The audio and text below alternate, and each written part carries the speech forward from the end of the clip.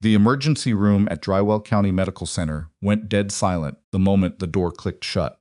3 retired military war dogs, each one capable of dropping a 200-pound man in under 4 seconds, stood inside the rehabilitation room with a single nurse. No handler, no backup, no exit.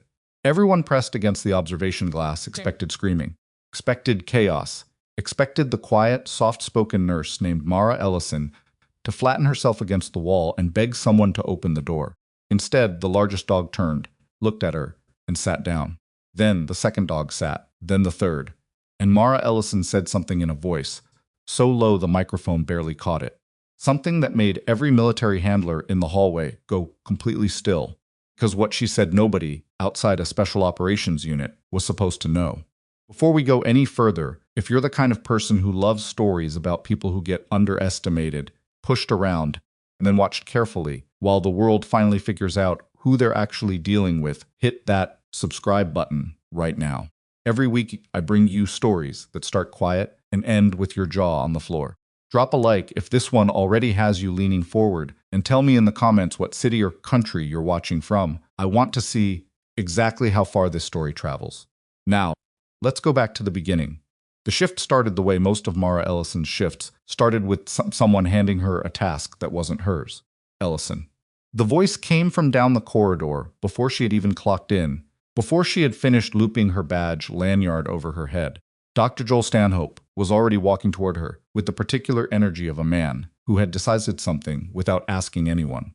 Storage room B needs a full inventory before the 9 o'clock rounds. Supply management dropped the ball again. Mara looked at him for a moment. Facilities management. Facilities is backed up. I have a trauma intake at 7:30. Briggs can cover it. He said it the way people said things they didn't actually plan to follow through on, fast, light, already moving past her. Get it done. She stood in the hallway for a second after he turned away. Around her, the early morning ER was doing what early morning ERs always did, rattling carts, murmured handoffs. The faint smell of disinfectant layered over something biological and unpleasant that nobody wanted to name. A phlebotomist named Greta glanced at Mara from across the nurse's station and gave her a look that was somewhere between sympathy and relief that it hadn't been her. Mara clipped her badge, exhaled once, and went to find storage room B. She didn't tell anyone she'd been doing this for 6 weeks. The inventory, the room resets, the equipment checks that weren't on her assignment sheet. She didn't say anything because, in her experience, saying something required a person to be ready for what came next: the argument, the defensiveness, the delicate dance of making someone in authority feel like they hadn't done anything wrong even while you were explaining exactly what they had done wrong. And Mara Ellison did not have the energy for that particular performance right now. So she counted medication kits and updated a spreadsheet on her phone and was back at the trauma intake station by 7:22. Briggs had not covered for her. The intake chart was sitting exactly where she'd left it. She picked it up and started reading. Drywell County Medical Center sat on the western edge of a mid-sized city called Callaway. Not a glamorous posting, not the kind of hospital that showed up in research papers or attracted residents from top programs. It was a working hospital in a working city, the kind of place that stayed busy not because it was the best option, but because it was often the only option within 40 miles. The trauma bay ran 6 days a week at near capacity. ER was chronically understaffed. The parking lot flooded every February, and the break room coffee machine had been broken since March, and nobody had filed the work order yet because everyone assumed someone else had already done it. Mara had been here for 8 months. Before Drywell, she had been at a Veterans Affairs outpatient clinic in a city 3 hours north. Before that, she had done a year of contract nursing at a naval station medical facility near the coast. Before that was a chapter she didn't bring up in job interviews or staff introductions or the kind of getting-to-know-you conversations that happened in hospital break rooms over vending machine coffee. She was 34 years old. She was certified in trauma nursing, emergency medicine, and advanced cardiac life support. She had a secondary certification in combat trauma care that almost never came up in civilian settings, and a notation in a file somewhere, a file she had not requested and did not technically have access to, that said she had been recommended for a commendation twice and declined to accept it both times because she did not want the paperwork. None of this was visible when she walked into a room. What was visible was that she was quiet, that she did her job without complaint, and that she had a face that certain people, kind who needed to know very quickly, who in any given room was going to push back, and who was going to absorb, had learned to read as soft. Dr. Joel Stanhope had read her face in week 2 and made a decision. He was not a bad physician. He was actually a reasonably skilled emergency medicine doctor with 17 years of experience and immeasurable talent for rapid assessment under pressure. But he was also the kind of person who organized the world around him into categories, people who required management and people who could be managed, and Mara Ellison had sorted herself into the second category the moment she thanked him for explaining the department's inventory protocol on her first day. She had thanked him because she was genuinely grateful. He had interpreted the gratitude as deference. The distinction mattered. The morning moved the way. Mornings moved in a busy hour, not smoothly, never smoothly, but with the particular momentum of a place that didn't have the option of slowing down. Mara worked 3 intakes before noon, a construction worker with a suspected fractured radius, a teenager with a severe allergic reaction to something she was too frightened to admit she'd eaten, and an elderly man whose family had brought him in for confusion that turned out to be significantly more complicated than confusion. The elderly man was the hard one. His name was Bernard, and he had been a school principal for 31 years, and somewhere in the last 6 months he had started losing pieces of himself, in ways his family was only now beginning to understand were not normal forgetting. He kept asking for someone named Adele. His daughter, sitting in the chair beside the bed, kept saying Adele was his wife, and Adele had passed 4 years ago, and she kept having to tell him that, and every time she told him, his face did the same thing, a brief collapse, the building settling, and then he'd ask, again a few minutes later. Mara stayed in the room longer than she needed to. She adjusted his IV line. She checked his vitals again, even though they didn't need checking. She handed the daughter a cup of water and sat with her for a minute without saying anything, because there wasn't anything to say, and sometimes the most honest thing a person could offer was just presence without commentary. When she came back out, one of the other nurses, a man named Devlin, who had been at Drywell for 3 years and had never quite forgiven the world, for that fact said, "Stanhope's looking for you." Something about the K9 eval, the what? K9 evaluation. Some program they're running. He shrugged. Military dogs. They're in rehab room 4. The military working dog rehabilitation program at Drywell County was less than a year old. It had started as a partnership with a veterans advocacy organization and a retired Marine officer named Captain Drew Harlan, who had spent the last decade lobbying hospitals in the region to formalize post-service care, protocols for military working dogs and their handlers. The idea was that retired K9's dogs who had served in combat zones, who had been trained for extreme stress environments, who carried physical and psychological wear, the same way their human counterparts did deserved structured rehabilitation. Not just retirement to someone's backyard. 3 dogs had been brought to Drywell's program 6 weeks ago. Their names were Coda, Brix, and Sergeant, though the handlers never called the last one by his full designation. They called him Sarge. He was the oldest of the 3, a Belgian Malinois, with a graying muzzle and a scar that ran from his left shoulder down his front leg, where he had caught a fragment during a mission that nobody in the program talked about in detail. He moved more slowly than he once had, but his eyes were the same sharp, assessing, the eyes of an animal that had been trained to read a situation before anyone else in the room had finished forming a thought. Coda was a German shepherd, younger, still fast, with the nervous energy of a dog who had not entirely found his footing in civilian spaces. Brix was smaller, a mixed-breed working dog who had served primarily in detection roles and who expressed his discomfort in close quarters by going absolutely still and watching the exits. 3 of them had been assessed by 4 different handlers and 2 veterinary behavioral specialists. They were not aggressive. They were not broken. But they were selective in a way that made the handlers careful selective in the way that animals become when they have learned, through repeated experience, that the world contains things that will hurt them and that the correct response to uncertainty is to trust no one until trust has been specifically earned. 3 handlers had tried and been met with what one vet specialist described as polite refusal. The dogs would accept basic care, would not engage. Mara found out what was happening. Approximately 45 seconds before it happened, the assigned handler called out sick, Stanhope said, not quite meeting her eyes. He was doing the thing he did when he'd made a decision he didn't want examined, talking fast, keeping it practical, skipping over the part where he'd made the actual choice. We need someone to run an initial contact eval. Sit in the room with them. Observe their response to a new person. I'm a trauma nurse. You've worked with animals. I noted in my intake forms that I had experience with veterinary care protocols. That is not the same thing as military working dog behavioral assessment. Nobody's asking you to do an assessment. Just sit with them. He finally looked at her. 20 minutes. There were 3 other nurses in the corridor. None of them were being asked. Mara understood what was happening.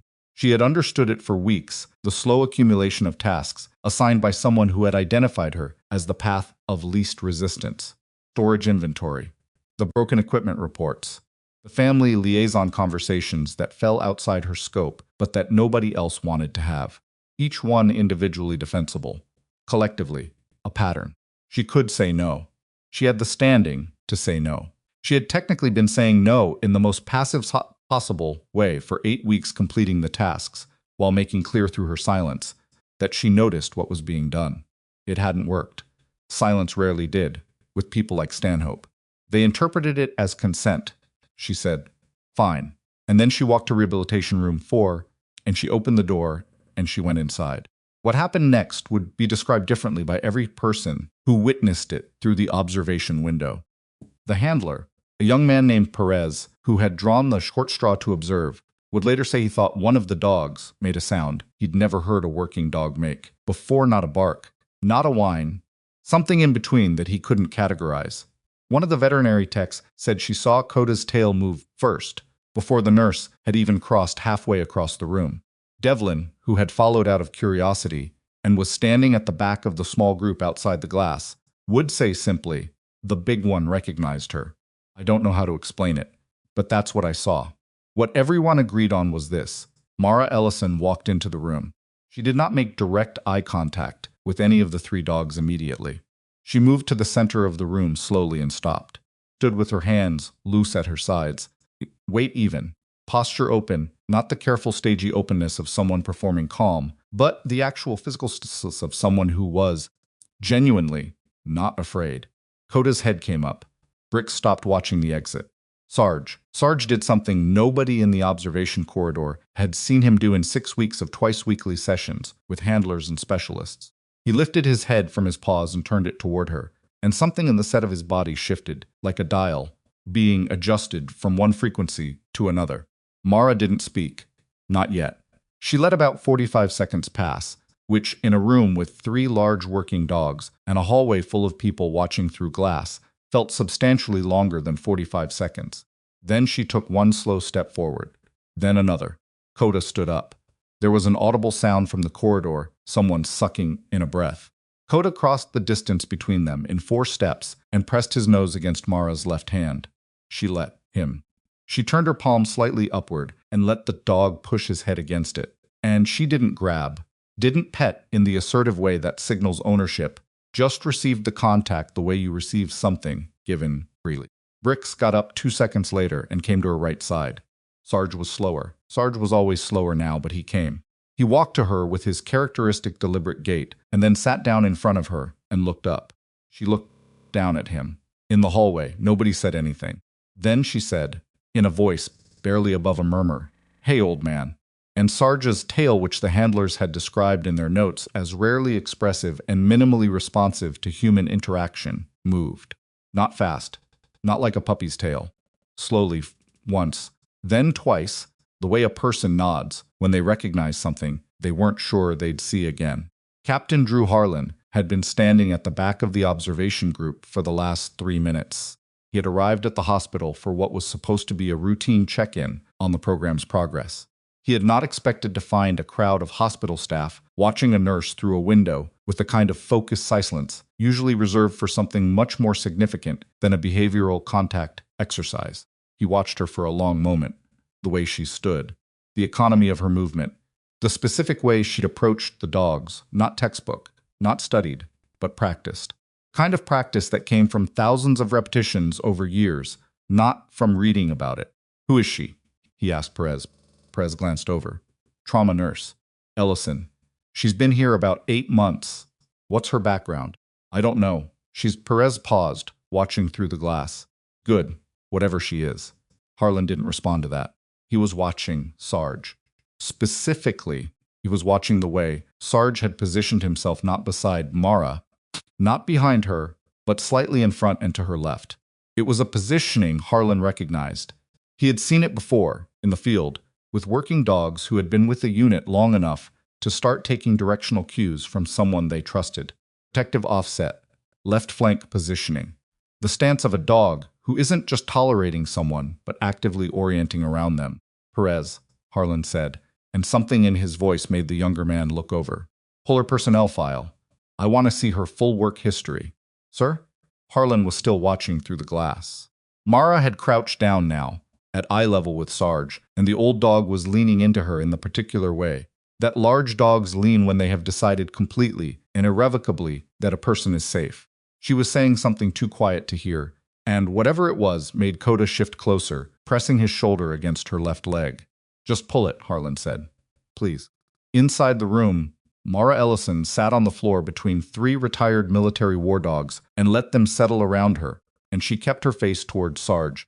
Anyone watching carefully enough might have noticed the way her jaw tightened. Once a brief tension quickly controlled the way a person's face moves when they are trying very hard not to let something show. When the door finally opened, Perez, knocked by Harlan's instruction, reaching for the handle, Stanhope was already stepping forward, already arranging his expression into something that looked like satisfaction. He had been planning what to say. Something about the exercise going well. Something that kept the credit sufficiently diffuse. He didn't get the chance. Because the moment the door cracked open, all 3 dogs came to their feet at once. Not aggressive. Not panicked.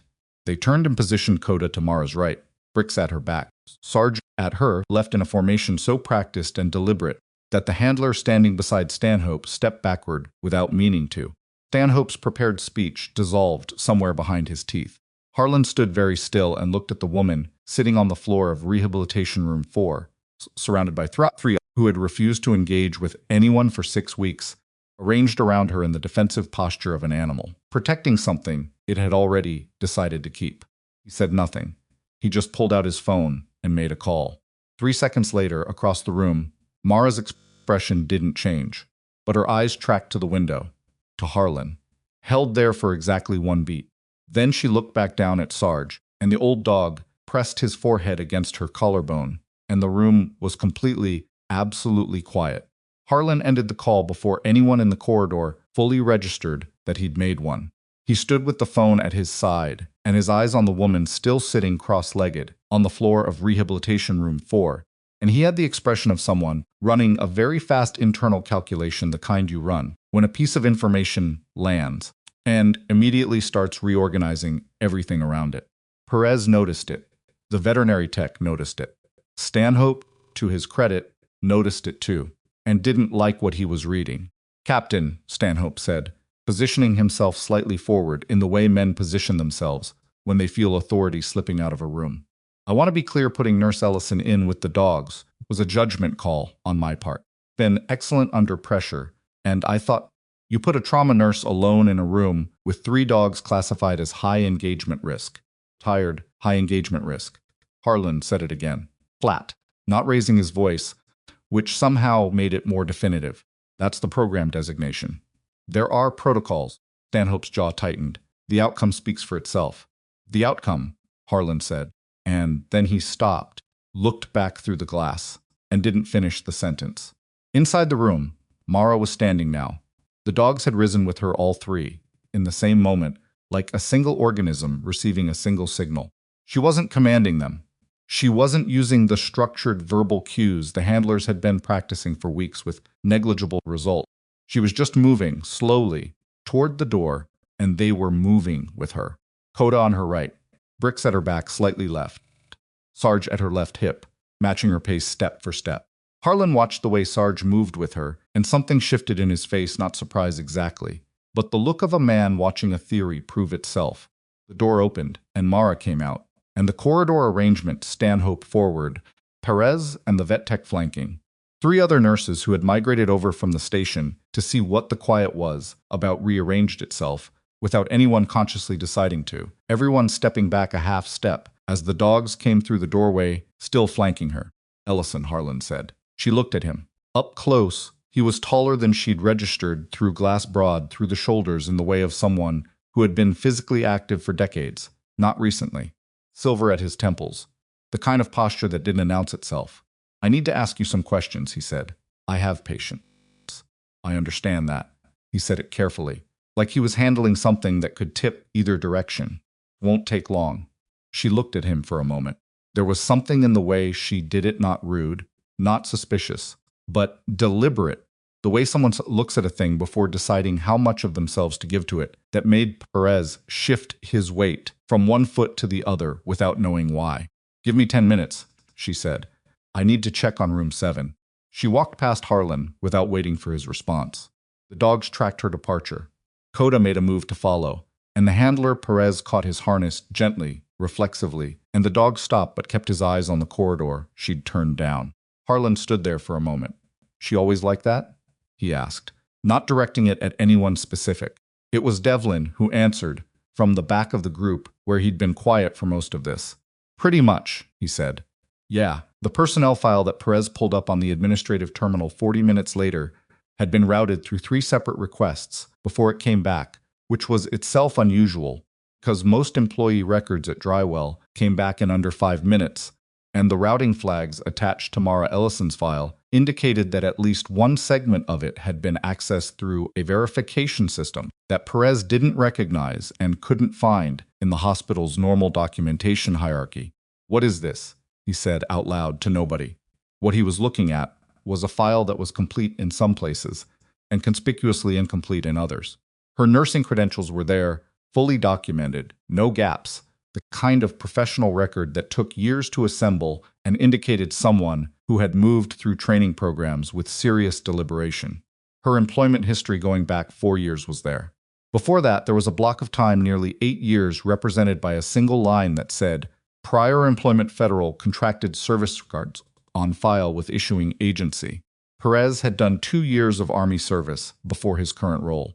He had learned, in those 2 years, that certain kinds of records got summarized in certain kinds of ways, and that the summarizing was deliberate, and that you did not push on it unless you had the clearance to receive what you'd find on the other side. He printed what he had and brought it to Harlan. Harlan read it standing in the corridor outside the administrative office, one hand holding the paper, the other resting against the wall like he needed the anchor. He read it twice. The second time he folded it once, lengthwise, and held it against his leg. Do you have any contact in the Veterans Records Division? He asked Perez. I know someone at Regional. Yeah. Can you get a verification request submitted today? Perez hesitated. What am I verifying? Harlan looked at him. Whether the issuing agency notation on her record is what I think it is. He didn't say what he thought it was. Perez didn't ask. There were conversations in certain professional spaces where the asking itself indicated you didn't already know enough to be asking, and both of them understood that. Mara came back around the corner from room 7 corridor at the 12-minute mark, which was close enough to 10 that it didn't make a point of itself. She had her tablet in one hand and a disposable cup of coffee in the other, and she looked like someone who had used the 12 minutes to do exactly what she said she was going to do and not to think about any of this. Okay, she said. Harlan gestured toward the small family consultation room at the end of the corridor, glass-walled, currently empty. She looked at it briefly, looked at him, and went in. She sat across from him at the small rectangular table, and he set the folded personnel record down, but didn't open it, and for a moment they both looked at the table between them. You ever work with working dogs before today? He asked. I've worked with animals. That's not what I asked. She drank her coffee.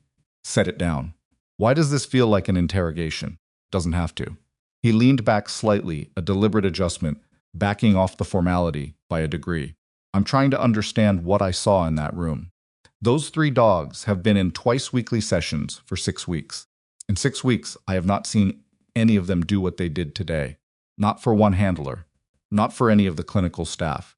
And you walked in, and he checked his watch as though replaying a timestamp. 7 minutes all 3 of them were sitting with you. Animals respond to calm, she said. Yes, they do. Formation they took when the door opened. He paused. That's not an anxiety response. That's not even a comfort response. Trained behavior. Left flank protective offset, coda wide right. You would need to have spent meaningful time with those dogs specifically, or with dogs trained to exactly that protocol, to prompt that formation. She looked at him across the table. He looked back. Sarge, she said eventually. What's his full designation? Something moved across Harlan's face, brief, controlled. Why? Because the way he moves his left shoulder, when he's tired, the way he steps short on it. Compensating, I know that kind of injury. I've seen it before. Sargent's working history is classified. I know. She said it simply, without confrontation. I'm asking anyway. The silence between them ran long enough to develop its own texture. Outside the glass wall, the ER corridor moved through its normal rhythms, a gurney, 2 nurses in a quick-step consultation, someone on a phone call walking fast. The regular churn of a hospital at midday. You served, Harlan said. It wasn't a question. She didn't answer immediately. She turned the coffee cup a quarter rotation on the table, a small fidget, the only one he'd seen from her. I was a combat medic, she said. Navy, 8 years. Attached to a unit. What kind of unit? She looked at him steadily. Kind with records that summarize. He nodded once, slow. He unfolded the personnel record, looked at the line prior employment federal contract service records on file, with issuing agency, and then folded it again. Were you ever stationed at Forward Operating Base, Keller? The question landed in the room with a particular weight.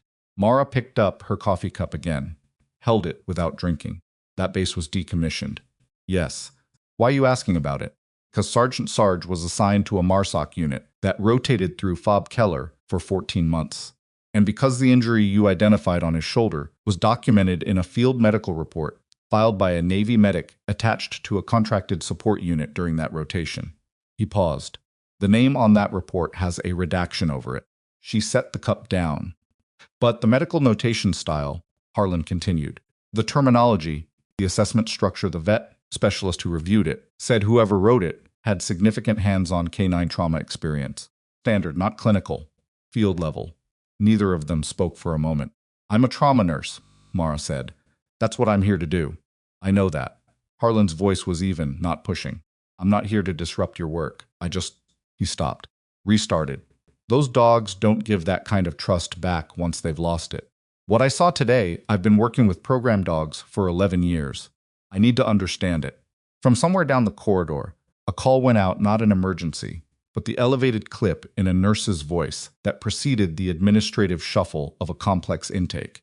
Mara heard it and tracked it reflexively. The way people who have spent years in high-noise environments learn to parse audio for the one frequency that means something has changed. I need to get back, she said. Of course. He stood when she did. Can we talk again? Tomorrow, maybe. I'll come back. She considered him. She had the look not suspicious, not warm, that particular middle register of someone who had spent a long time making calibrated decisions about how much of themselves to offer to any given situation. Sure, she said, and she left. Stanhope found out about the consultation room conversation 40 minutes later from Devlin, who had found out through the particular sideways information flow that moves through hospital staff, the way water moves through old buildings invisibly, along paths nobody designed. He didn't like it. He sat in his office with the door not quite closed and thought about it in the precise way that people think about things when they've made a decision they didn't examine carefully enough and are now watching its edges become visible. He had put Ellison in that room because he expected either a minor success, nurse handles animals competently, no drama, or a manageable failure that would have established quietly that she was out of her depth in non-standard situations. He had not expected whatever the thing was that had happened. He had not expected a military captain to come out of it with her file in his hand and a look on his face like he just found something he'd been searching for. He opened his computer and pulled up her personnel record. He read the line, prior employment federal contracted service records, on file with issuing agency and sat with it. Then he did something he had not done before, because he'd never had a reason to. He searched the Drywell employee database for her full onboarding documentation, forms she'd filled out on her first day, the background verification, the health certification, the references. Her references were 2 people. One was a physician at the Naval Station Clinic, where she'd done her last contract posting. The other was listed as a V. Hargrove, professional reference, with a phone number and no institutional affiliation listed. Stanhope stared at the second name. He picked up his desk phone and dialed the number. It rang twice. Then a recorded message, not a voicemail. A clean, automated message. 3 seconds of silence, followed by a tone, and then a voice that said, "This line does not accept unsolicited contact. If you have been directed to this number by an authorized party, please follow established protocol." He hung up. He sat very still for a moment. Then he closed the employee file and opened the department assignment sheet for the following week and began rearranging it in the careful, methodical way of someone who has decided they need to reestablish a perimeter. The next morning, Mara arrived to find her assignment for the day had been changed. She was pulled from trauma intake, her primary role, the work she had been hired to do, and assigned instead to what the updated schedule described as cross-departmental support, which was administrative language for wherever we need you that isn't where you're supposed to be.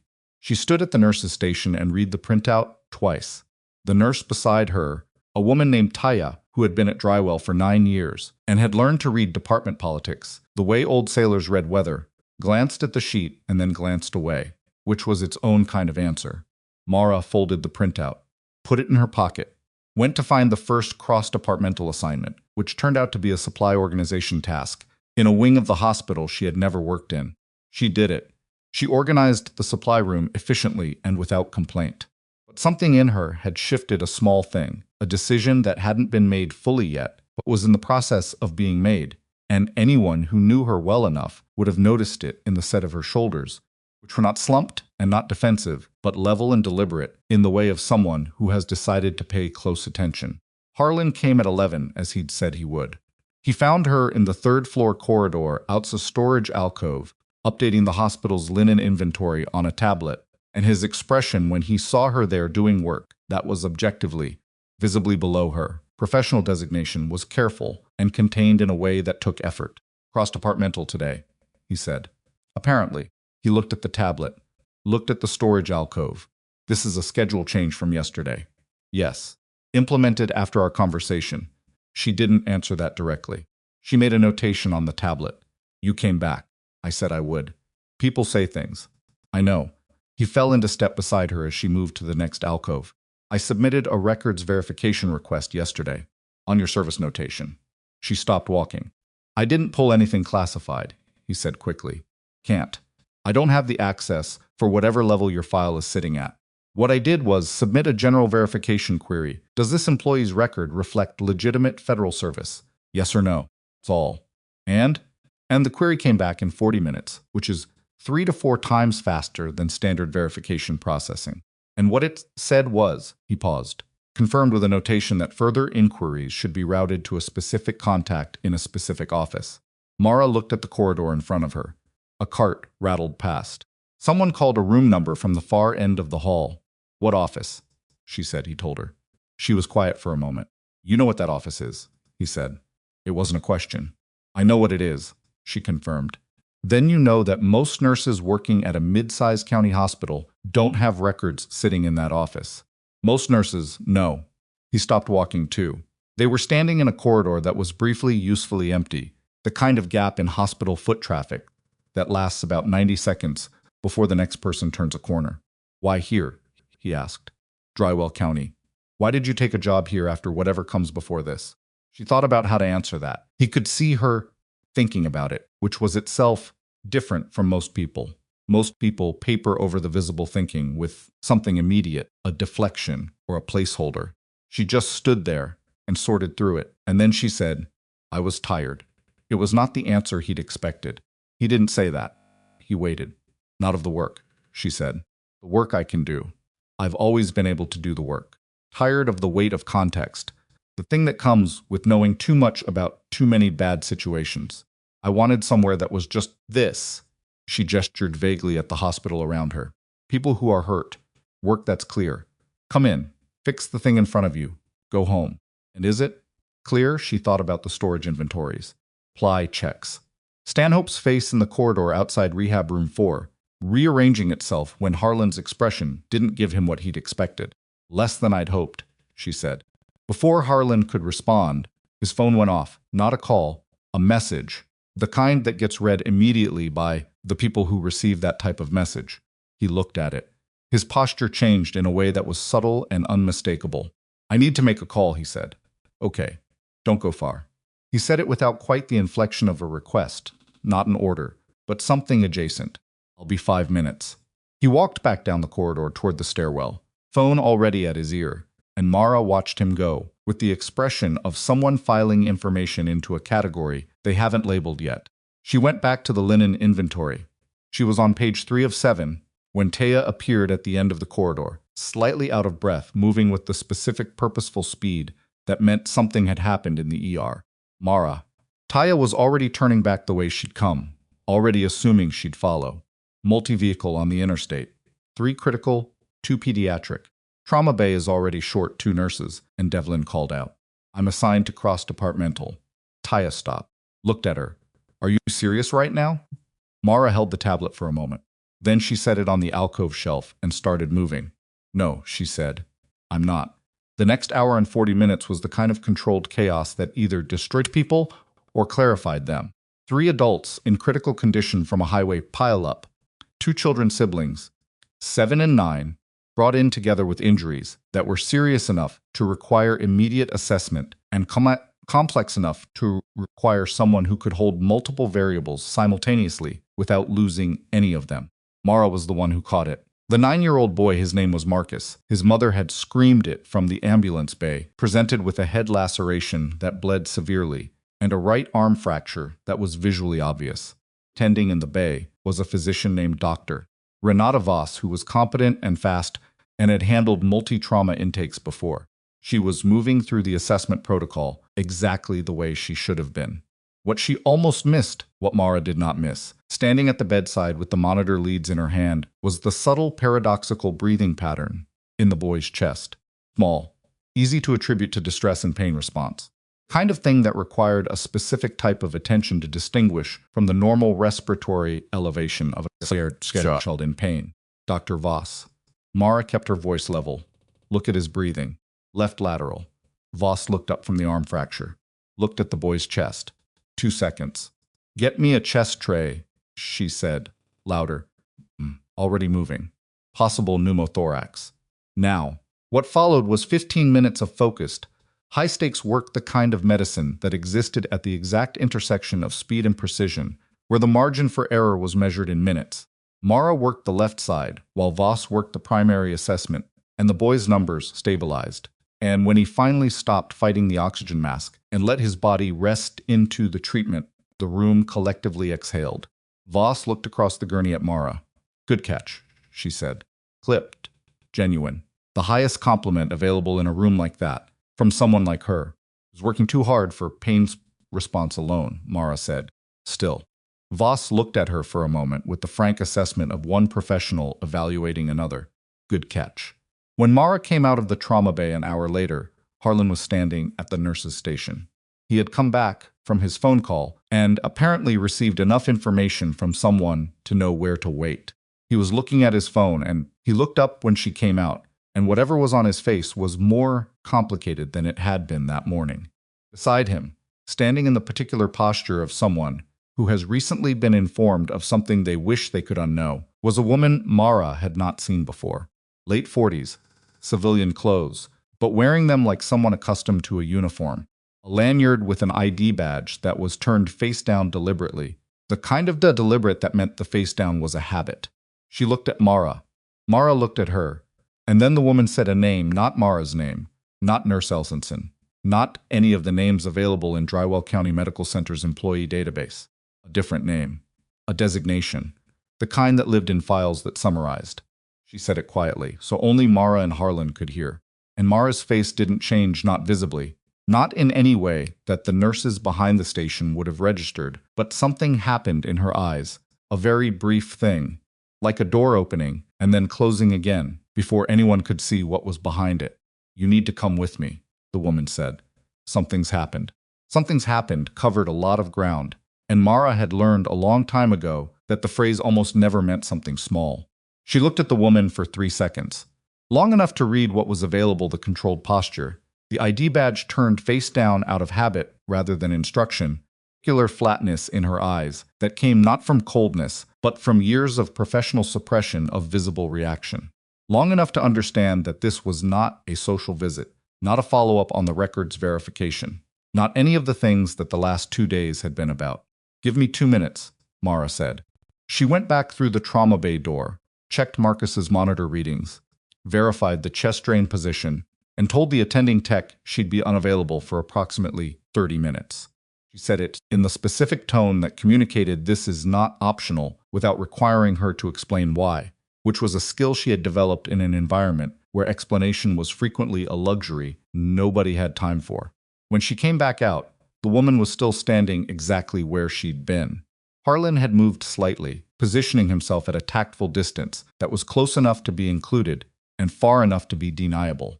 It was a very practiced piece of spatial geometry. "Walk with me," the woman said. They went to a conference room on the second floor, not the family consultation room with its glass wall, but an internal room with a solid door and a small rectangular window of reinforced glass at eye level. The woman closed the door and didn't sit. "My name is Vance," she said. "I work out of a federal coordinating office that runs oversight on several contracted medical support programs, including the one your service record is filed under." Mara said nothing. She stood near the table and watched Vance with the specific quality of attention that didn't announce itself. 3 hours ago, Vance continued, a situation was flagged at Ridgemont Veterans Care Facility that's a long-term care center about 60 miles east of here. They have a residential ward for veterans with service-connected traumatic brain injuries. 22 current residents. She paused. At approximately 7:30 this morning, the facility's primary care director issued a blanket medication protocol change across the entire TBI ward. Changed dosing schedules, changed medication combinations, changed monitoring intervals, all 22 residents simultaneously. Something shifted in Mara's posture, not much, a degree or two, but Harlan noticed it. The facility's internal compliance officer flagged it as irregular and submitted an incident report to state oversight. State oversight forwarded it to federal because 2 of those residents have active records with our coordinating office. Vance kept her eyes on Mara. Those 2 residents are former special operations personnel. Their medical protocols are not standard civilian TBI care. They were established by specialized medical staff with specific service-connected knowledge. "What's the current status of the residents?" Mara asked. "Stable. For now. But 3 have already shown adverse responses to the new protocol agitation spikes, one with a blood pressure event that required emergency intervention this morning. The facility's own nursing staff flagged it, and then were told by administration that the protocol was approved and to continue." "Who approved it?" "That's the question." Vance's voice stayed even, but something behind it tightened. "The approval documentation exists. The signature on it is a doctor, Paul Morrow, listed as the facility's medical director. The problem is that Morrow went on emergency leave 11 days ago for a family medical situation. He's been unreachable. His staff thought he was handling things remotely. Nobody verified.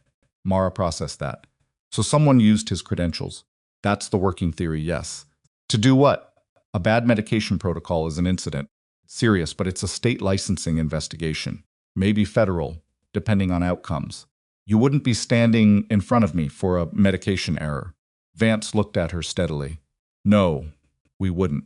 She reached into her jacket and produced a folded sheet printed, not digital, which was its own kind of signal about how this information was being handled. She set it on the table. The 2 former special operations residents, their service records, contain information related to an operation that wrapped up 8 years ago. The specific details are still classified, but the broad outline is that the operation identified a domestic procurement fraud network running through several defense contractors. The network was disrupted. Several people went to prison. Several others didn't insufficient evidence at the time, or jurisdictional complications. And you think someone with a stake in keeping those residents quiet is using the medication protocol as, "We think it's possible. We can't verify it yet." But the timing is specific. Protocol change came exactly 48 hours after one of those residents, a former warrant officer named Dale Rusk, submitted a request through his care facility's social worker to provide a formal statement to a federal review board that's currently re-examining aspects of the original case. The room was very quiet. "Why me?" Mara said. Vance glanced at Harlan briefly. "Because you were the contracted medical support attached to the unit Dale Rusk served in."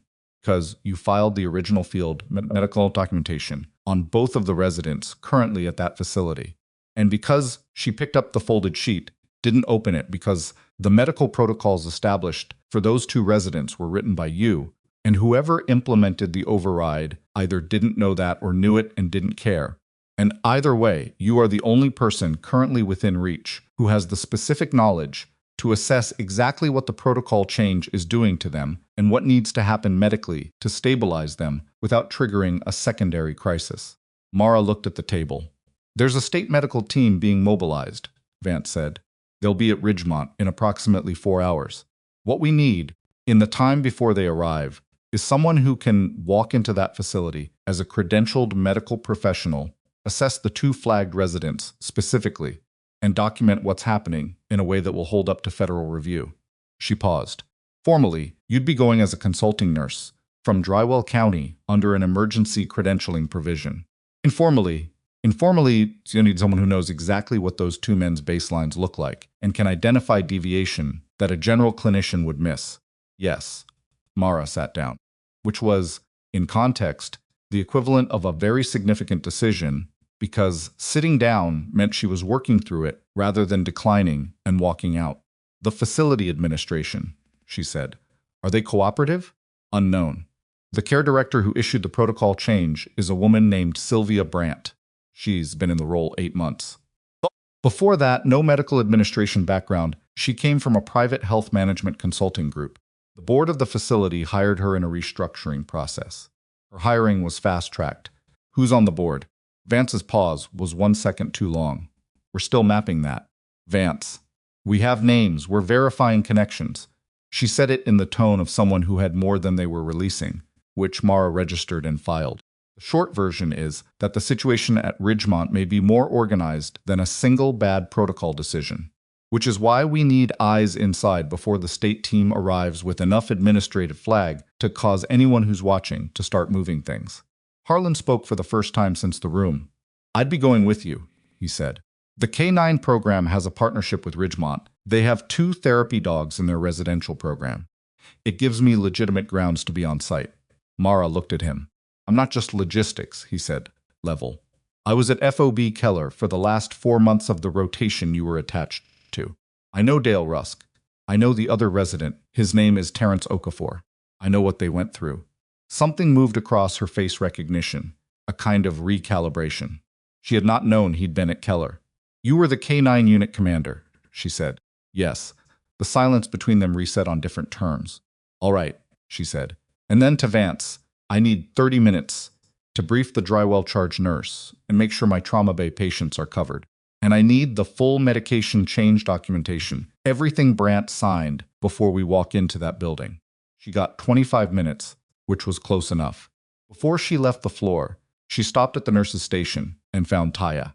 She gave her a fast, clean handoff on every active patient Marcus, the interstate crash children, 2 others in observation, and she did it the way she did everything. No drama, clear information, nothing left ambiguous. Taya took it all in without asking questions she could tell weren't going to get answered, because Taya had been at Drywell long enough to know the difference between a situation that warranted explanation and one where explanation was beside the point. How long? Taya asked. I don't know. Taya looked at her. Thing okay? No, Mara said. But it will be. Stanhope caught her on the way to the elevator. He had the schedule change in his hand, the latest one, the one that had her in cross-departmental supply support, and he looked from the paper to her to the civilian clothes she was now carrying over her arm, and his expression moved through several stages quickly. Where are you going? He said. Emergency credentialing consult. It's been approved through administration. I didn't approve anything. It went through Dr. Hartwell, the hospital's deputy director, who had apparently received a phone call from Vance's office at some point in the last half hour, because the authorization notification had appeared in the system while Mara was doing her patient handoffs. You'll get the notification in your queue. Stanhope looked at her. He was holding the schedule change paper, and it suddenly looked, in context, exactly like what it was a retaliatory administrative action by someone who felt their control over a situation slipping. In his hand, in front of her. No version of this moment was going to land well for him, and she could see him understanding that. Finished, he said. No, she agreed, it isn't. She got in the elevator.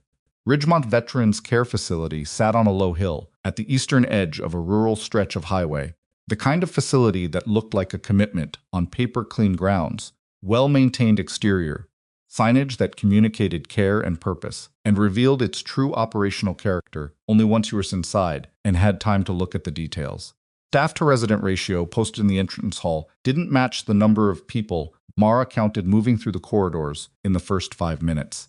The medication dispensing log in the nursing station had entries in 2 different handwriting styles that didn't correspond to the 2 nurses currently on duty, meant either the documentation was being backdated or 2 people on the previous shift had used each other's credentials.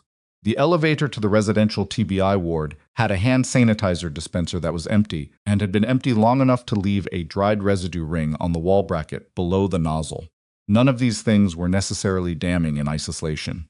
Together they described an operational picture. She and Harlan had come in as themselves credentialed, announced, with paperwork that the front desk administrator processed with the slightly uncertain efficiency of someone who had been told to cooperate but not told why, and a facility nursing supervisor named Loretta had been assigned to accompany them. Loretta was in her late 50s, practical, observant, with the expression of someone managing a significant quantity of professional anxiety. TBI ward is on 3, Loretta said, in the elevator. Residents Rusk and Okafor are both in their rooms. Mr. Rusk has been agitated since early morning. Mr. Okafor's blood pressure event was addressed by our attending around 9. He's been resting. What medication was used to address the blood pressure event? Mara asked. Loretta glanced at her. I'd need to check the chart. Can you check it now? She took out her phone and pulled up what appeared to be a facility app. Thin documentation, Mara noted. Not a robust electronic health record system, and scrolled. Labetalol, 20 milligrams IV. Mara kept her expression neutral. Okafor had a documented sensitivity to labetalol. It was in the original protocol she'd written, flagged specifically because his service-connected TBI had affected his autonomic regulation in a way that made certain antihypertensives unpredictable in him. Standard clinical knowledge wouldn't catch it. The protocol flag would. Whoever had overridden the protocol either hadn't read it carefully or had read it and made a choice. She didn't say any of this to Loretta. The ward on 3 was quieter than the floors, below the particular enforced quiet of a long-term care environment, which had its own texture, different from hospital quiet, more settled, and in some ways more difficult. 8 doors on each side of a central corridor. Activity room at the far end, currently empty. A nursing station in the middle staffed by 1 person. A young man who looked like he'd been on shift for longer than was comfortable. Rusk was in room 307. She heard him, before she reached the door, not shouting, not what most people would classify as agitated, but a low sustained vocalization, the kind that indicated significant internal dysregulation without overt behavioral expression. She had heard it before, in different settings. She knew what it meant about what was happening inside a brain that had been damaged in specific ways. She knocked once and went in. Dale Rusk was 51 years old. He had spent 22 years in service before a blast injury in a vehicle ambush had ended his operational career and begun a different one, the kind measured in therapy appointments and medication adjustments and the slow negotiation between who person had been and what their brain now permitted them to be. He was sitting at the edge of his bed, with his hands on his knees, rocking slightly, not looking at the door. Mara pulled the chair from beside the desk and sat in it, close but not crowding. She didn't announce herself. She didn't speak immediately. She let 30 seconds pass, which was a very deliberate choice, a clinical choice, because Rusk's specific injury profile meant that abrupt verbal engagement during a dysregulation episode could escalate rather than settle. Then she said quietly, Dale. He stopped rocking. Not immediately, it took about 10 seconds. The deceleration of someone who is processing through damaged circuitry that takes longer to receive and interpret. Stopped. He turned his head. His eyes, when they found her, went through several things quickly. Confusion first, then a kind of searching, then something that wasn't quite recognition, but was the beginning of it the way memory worked for him now, in fragments rather than clean retrieval. You're real, he said. His voice was rough, dry. I'm real. I've been. He stopped. Started again. Something's wrong. The medication is wrong. It's making the... He pressed his fingers against his temple. Pressure is wrong. I know, she said. I'm going to look at your chart, and I'm going to figure out exactly what happened. Can you tell me when it started feeling different? Yesterday. Afternoon doses. He looked at her steadily with the focused concentration of someone who had learned to compensate for unreliable memory by anchoring hard on the things they were certain of. I know what my baseline feels like. I've been at PET for 7 months. This isn't that. I believe you. She meant it. And something in the way she said it, the absence of the qualifying language that medical professionals often used when engaging with TBI patients about their own symptom reports. The hedging that was meant to be compassionate but functioned as dismissal made Rusk's posture shift. Harlan's here, she said. He's down the hall. Drew Harlan? Yes, Rusk processed that. Why? It's a long story. We'll get to it. She stood and picked up the chart from the door hook. Let me read this. Stay sitting for now. I'm going to need your blood pressure before I leave this room. She read the chart standing in the corner of the room, and she read it the way she read everything. Fast, systematic, tracking discontinuity. What she found in 4 minutes of reading was worse than what Vance had described in the conference room at Drywell. Protocol change hadn't just altered dosing schedules. It had introduced 2 medications that were individually benign, and in combination, for most patients, equally benign, but that interacted specifically and problematically with the neuroprotective medication Rusk had been on for 3 years, the one that had been the cornerstone of his stabilization. So the interaction wouldn't kill him. It would, over days, erode the pharmaceutical scaffolding that had been holding his neurological function at its current level, subtly, in ways that could be attributed to natural progression of his injury rather than iatrogenic cause. It was either a catastrophic oversight or something that required specific knowledge to engineer. She checked his blood pressure. It was elevated, not crisis level, but elevated, and in a pattern that was consistent with the early stages of what she was looking at in the chart. She wrote down 4 numbers from the chart on her hand. Old habit. Paper was slower, and she didn't trust the facility's app. I'll be back in 20 minutes, she told Rusk. Don't take anything from anyone until I come back. What do I say if they come with the afternoon dose? She thought about that for 1 second. Tell them you're nauseous. Tell them you need to wait. He nodded. He had the look of someone who had been waiting for a person to walk in and confirm what he already knew, and who was now, carefully, beginning to trust the confirmation. Okafor was in 314. He was awake, lying with the bed raised to 30 degrees, with the stillness of someone managing pain by not moving. He was 63, thinner than his service record photos, with a scar that bisected his left eyebrow that had nothing to do with the blast injury that had brought him here, and everything to do with a different deployment in a different decade. He looked at her when she came in, and his expression moved faster than Rusk's sharper baseline. Different injury profile. I know who you are, he said. Hello, Terrence. They gave me labetalol this morning. I know. I told the nurse I react badly to labetalol. She said it was in the approved protocol. I know that, too. He watched her carefully. Why are you here? Because someone changed your protocol without authorization, and I need to assess what it's doing. And then we correct it. She read his chart. His situation was different from Rusk's. The labetalol complication was the most immediate issue. The blood pressure event this morning had been a direct consequence, and without the protocol flag being visible, the attending had treated it as an isolated incident rather than a medication interaction response. The underlying protocol change in his case had also altered his seizure prophylaxis scheduling, compressed the dosing interval in a way that looked on paper like increased care, but functionally created troughs in his medication coverage during overnight hours. When Mara finished reading, she looked at Okafor and said, Your seizure medication. When did you last take a dose? He checked the clock on his nightstand. 6:30 this morning. They're saying the next dose is scheduled for 9 tonight. The normal interval was every 8 hours. 9 tonight was 14.5 hours from his morning dose. Okay, she said. Here's what's going to happen. I'm going to speak to the nursing supervisor. I'm also going to speak to whoever the attending physician is for this ward. And I'm going to submit an emergency protocol review request that will supersede the current standing orders for your care. She said it plainly, without the performance of reassurance. That process will take time that I would prefer it not to take. In the meantime, I'm going to document your current status in a format that will be reviewed by a federal oversight team arriving this afternoon. You're saying it's complicated. Yes. Are Dale and I in danger right now? She thought about how to answer that. The honest answer was, not acutely, not in the next hour, but within a framework that was moving in a direction that would become dangerous if it continued uninterrupted. She said, not if I can stop it in the next few hours. Okafor looked at her for a long moment. Outside his window, the facility grounds were peaceful and utterly ordinary, a maintained lawn, a walking path, a bench where nobody was sitting. You haven't changed, he said. I've changed plenty. Not the part that matters. She left that alone. She checked his vitals manually. She didn't trust the facility's monitoring calibration anymore, not after the chart, and wrote the numbers on her other hand. And she was walking back toward the nursing station when Harlan appeared from the direction of the activity room, moving with more speed than he'd used all day. I need to show you something, he said.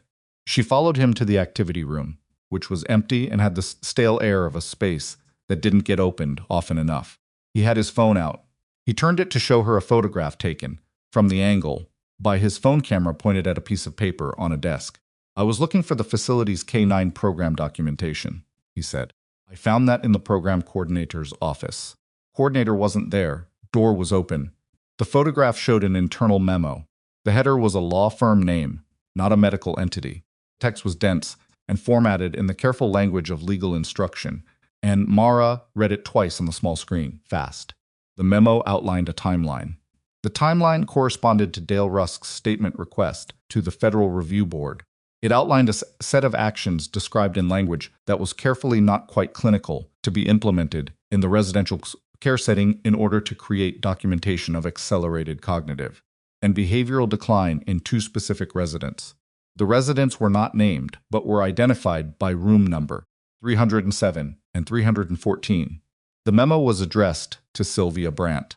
And in the bottom right corner of the page, in the courtesy copy line, the list of people who had received this document and were therefore aware of its contents. There were 4 names. Mara looked at the 4th name. She looked at it for long enough that Harlan, watching her face, said, "What is it?" She handed the phone back to him. "The 4th name on that CC list," she said. "I need you to run it through your records contact, right now. Whatever channel you used yesterday." "Why?" She looked at the door of the activity room, and then down the corridor toward the nursing station, where a door that had been closed when they arrived was now standing open, and a woman she had not seen before, older, business clothes, posture that radiated administrative authority, was standing at the station counter, looking at something on the nursing supervisor Loretta's screen. "Because that name appears in both places," Mara said quietly. "In that memo and in something else. Something from 8 years ago that I did not expect to see connected to this." She kept her voice level by a specific act of will. "And if I'm reading it right, this situation is significantly larger than a care facility protocol change. And we have maybe an hour before whatever that woman is doing at that nursing station finishes. And she figures out that the 2 people she came here to manage have had visitors this morning." Harlan looked down the corridor, looked back at her. "Who is she?" Mara's jaw tightened, that brief tension. The same one from Rehabilitation Room 4, quickly controlled. "Make the call," she said. "Now." Harlan made the call from the activity room doorway, body angled so he could watch the corridor while he talked. Mara didn't listen to what he said. She was watching the woman at the nursing station. The woman's name, she was almost certain, was Margaret Elford. If she was right, and the 4th name on that CC line, combined with what she remembered from 8 years ago, made her reasonably certain, then. Margaret Elford was a senior partner at a law firm called Dreswick Harmon, which had represented 3 of the defense contractors implicated in the original procurement fraud case. 2 of those contractors had settled. 1 had gone to trial and lost. Partner who had managed all 3 cases had never been implicated directly. She had been the person standing just outside the frame of every photograph taken of that network, close enough to be useful, distant enough to be clean. Mara had read her name in a classified summary document during the original case.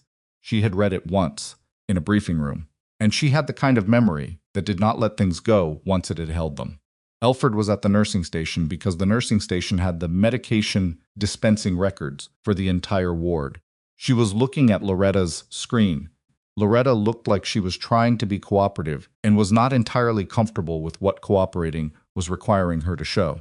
"I need to do something in the next 4 minutes," Mara said quietly to Harlan, who had finished his call and come back to stand beside her. Before she finishes whatever she's doing at that station. What do you need? A reason to be at that station that she can't object to. He thought for exactly 2 seconds. Coda has a scheduled therapy visit with a resident on this floor. It's in the program documentation every Thursday.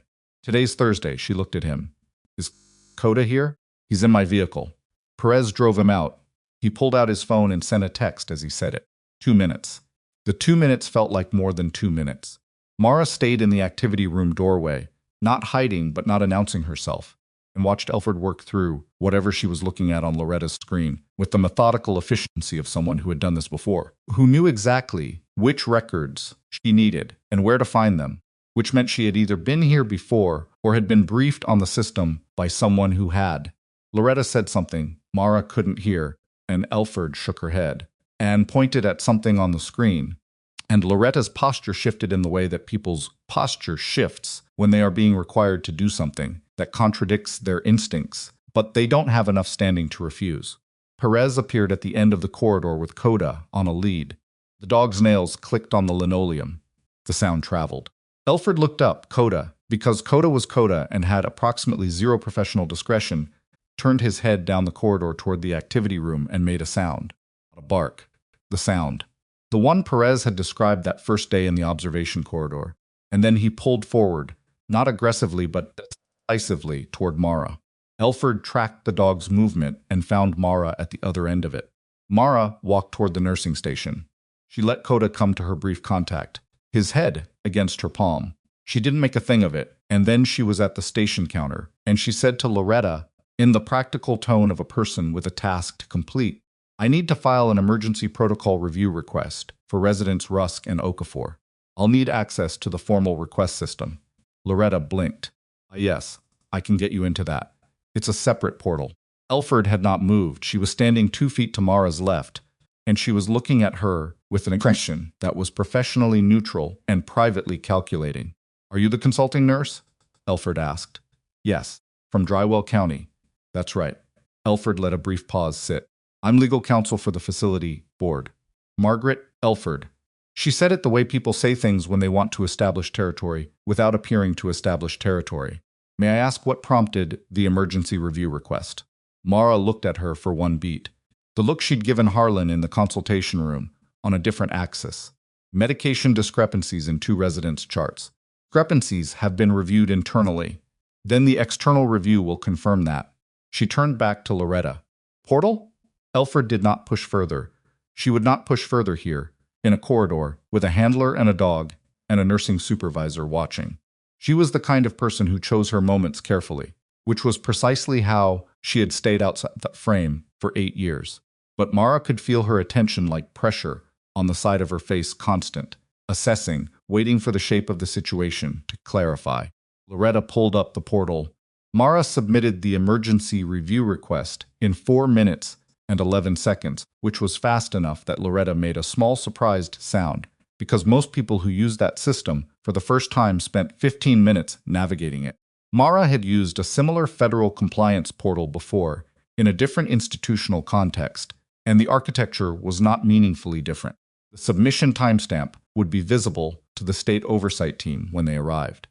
It would also, as of the moment she hit submit, generate an automatic notification to the federal coordinating office Vance worked out of. She turned away from the station. Elford was already on her phone, half-turned, speaking quietly. Harlan found her in the stairwell 30 seconds later. Records contact got back to me, he said. He had the particular compressed energy of someone delivering information they're still processing themselves. The 4th name on that CC line, Elford, her firm appears in the financial disclosure records of 2 of the board members who hired Sylvia Brandt. She's not just legal counsel. She's connected to the board's composition. I know. You knew? I suspected. Now it's confirmed. She was already moving down the stairs. What else? My contact flagged something in the procurement fraud case file, the original one, from 8 years ago. There was a 4th contractor implicated that never made it to the charging documents. The file was closed on jurisdictional grounds before that entity was fully investigated. The entity was a subsidiary, Small, obscure, but it had contract relationships with 3 defense facilities, including one that handled medical supply procurement for VA-adjacent care programs. She stopped on the landing. Medical supply procurement, she said, for long-term care facilities that held contracts with the VA system, which would include facilities like Ridgemont. She started moving again. So the original fraud network didn't just involve weapons procurement. Part of it ran through veteran care infrastructure. That's what it looks like. And Rusk's statement to the review board might extend the scope of what's already documented. If his testimony covers operational details that touch that subsidiary's activity, it could open the 4th entity to prosecution that was previously foreclosed. Pushed through the stairwell door onto the ground floor. The lobby was visible at the end of the hallway, the front entrance, the administrative desk, the careful institutional pleasantness of the reception area. She could see Vance's vehicle in the parking lot through the glass front doors. Vance herself was not visible. "Where's Vance?" she said. She texted. "She's in the parking lot. Said she has something." Sighed. The day had warmed since morning, and the parking lot smelled like warmed asphalt and cut grass from the facility grounds. An ordinary smell that sat strangely against everything happening inside the building. Vance was at her vehicle, a dark sedan parked in the back row. She had a laptop open on the hood. She looked up when they approached and said nothing by way of greeting, which was its own kind of statement. "Tell me you have something actionable," Mara said. "Dr. Paul Morrow," Vance said, the medical director whose credentials were used to approve the protocol change. "He's been located." "Where?" "His family's lake house. He's been there with his daughter and grandchildren since the personal leave started 11 days ago. His phone had been forwarded to voicemail. He didn't want work interruptions. He has been completely unreachable by the facility. Yes, but not unreachable by a federal investigator with his daughter's cell number." She paused. "He has never seen the protocol change documentation. He never signed it. He has no knowledge of any changes to the TBI ward protocols. When he was read the specific medication alterations over the phone, his words were, and I'm going to quote him directly, 'Whoever did this knows exactly what they're doing, and so does whoever told them to do it.' So the signature is forged. The signature is forged, which elevates this from regulatory violation to fraud, potentially to reckless endangerment, depending on how the medication effects are classified." Mara looked at the facility building. 6 floors of beige institutional exterior, windows reflecting the afternoon sky, completely unremarkable. Brandt implemented it. Elford's firm connects to the board that hired Brandt. The board has at least 2 members with financial relationships with Elford. Someone in that structure knew what Rusk's testimony would expose and decided that discrediting him or incapacitating his reliability as a witness was preferable to letting the review board hear it. That's the working theory. It's not a theory anymore. She turned back to Vance.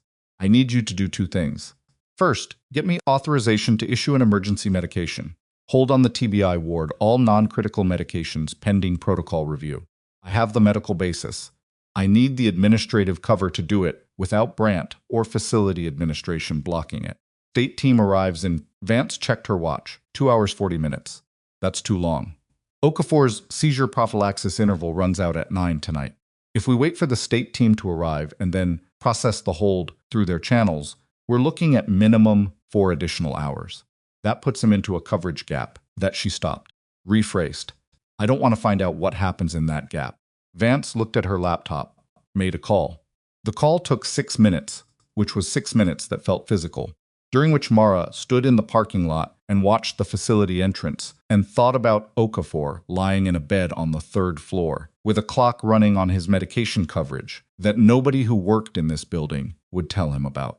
Harlan stood beside her and said nothing. He had learned somewhere in the last 48 hours that silence near Mara was a more useful offering than words. "Proved," Vance said, closing the laptop. "You have emergency consulting authority to issue a medication hold on clinical grounds. It's logged with state oversight. Any interference with the hold by facility administration can be treated as obstruction." Mara was already walking back toward the entrance. The hold took 22 minutes to implement and was not smooth. Brandt appeared on the 3rd floor 8 minutes in. She was younger than Mara had expected, early 40s, composed, with the specific kind of composed that required active maintenance. She had the whole documentation in her hand, and she was speaking with the measured certainty of someone who had prepared for this possibility. "This is highly irregular," Brandt said. "We have established protocols." "Your established protocols were implemented under a forged physician signature," Mara said. She kept her voice factual, not aggressive. The aggression was in the content. The delivery didn't need to add to it. Dr. Morrow has confirmed he did not sign the authorization. That confirmation has been transmitted to state oversight and to the federal coordinating office managing this review. The hold stands until the state team arrives and conducts a full documentation audit. Brandt looked at her for a moment. Something worked behind her eyes, the rapt calculation of someone who is identifying which version of this situation they can still control. "You're a visiting nurse from a county hospital," she said. I have emergency consulting authority, issued through state oversight and logged with the federal coordinating office 40 minutes ago." Mara held up her phone, the authorization notification visible on the screen. "If you'd like to contact Dr. Morrow directly, I have a number where he's reachable. He would like to speak with you." The last sentence was not precisely true. Morrow had said no such thing, but the effect was accurate enough. Brandt's composure developed a hairline fracture, small but visible. "I'll need to consult with legal counsel," Brandt said. "That's your right. Legal counsel is currently in this building." Mara turned back to the nursing station. "The hold is active. Loretta, please note the time and document that, doctor." Brandt was informed. Loretta wrote it down. Her hands were not entirely steady, but she wrote it down. Elford found Mara in the corridor outside Rusk's room 40 minutes later. The facility had taken on a different quality in the last hour, that particular institutional tension that preceded significant change, felt before it was visible, a change in the way staff moved and spoke, a new carefulness in the nursing station. Two administrators who had appeared from somewhere on the administrative floor and were having a quiet conversation near the elevator that stopped when Mara walked past. Elford came alone, which was its own signal. The phone calls she had been making since the nursing station confrontation had apparently not produced the result she needed, or had produced a result that required her to try a different approach. "Nurse Ellison," she said, "I'd like to speak with you. Privately. We can speak here." Elford glanced at the closed door of 307. "This involves sensitive information. Then it can go on the record."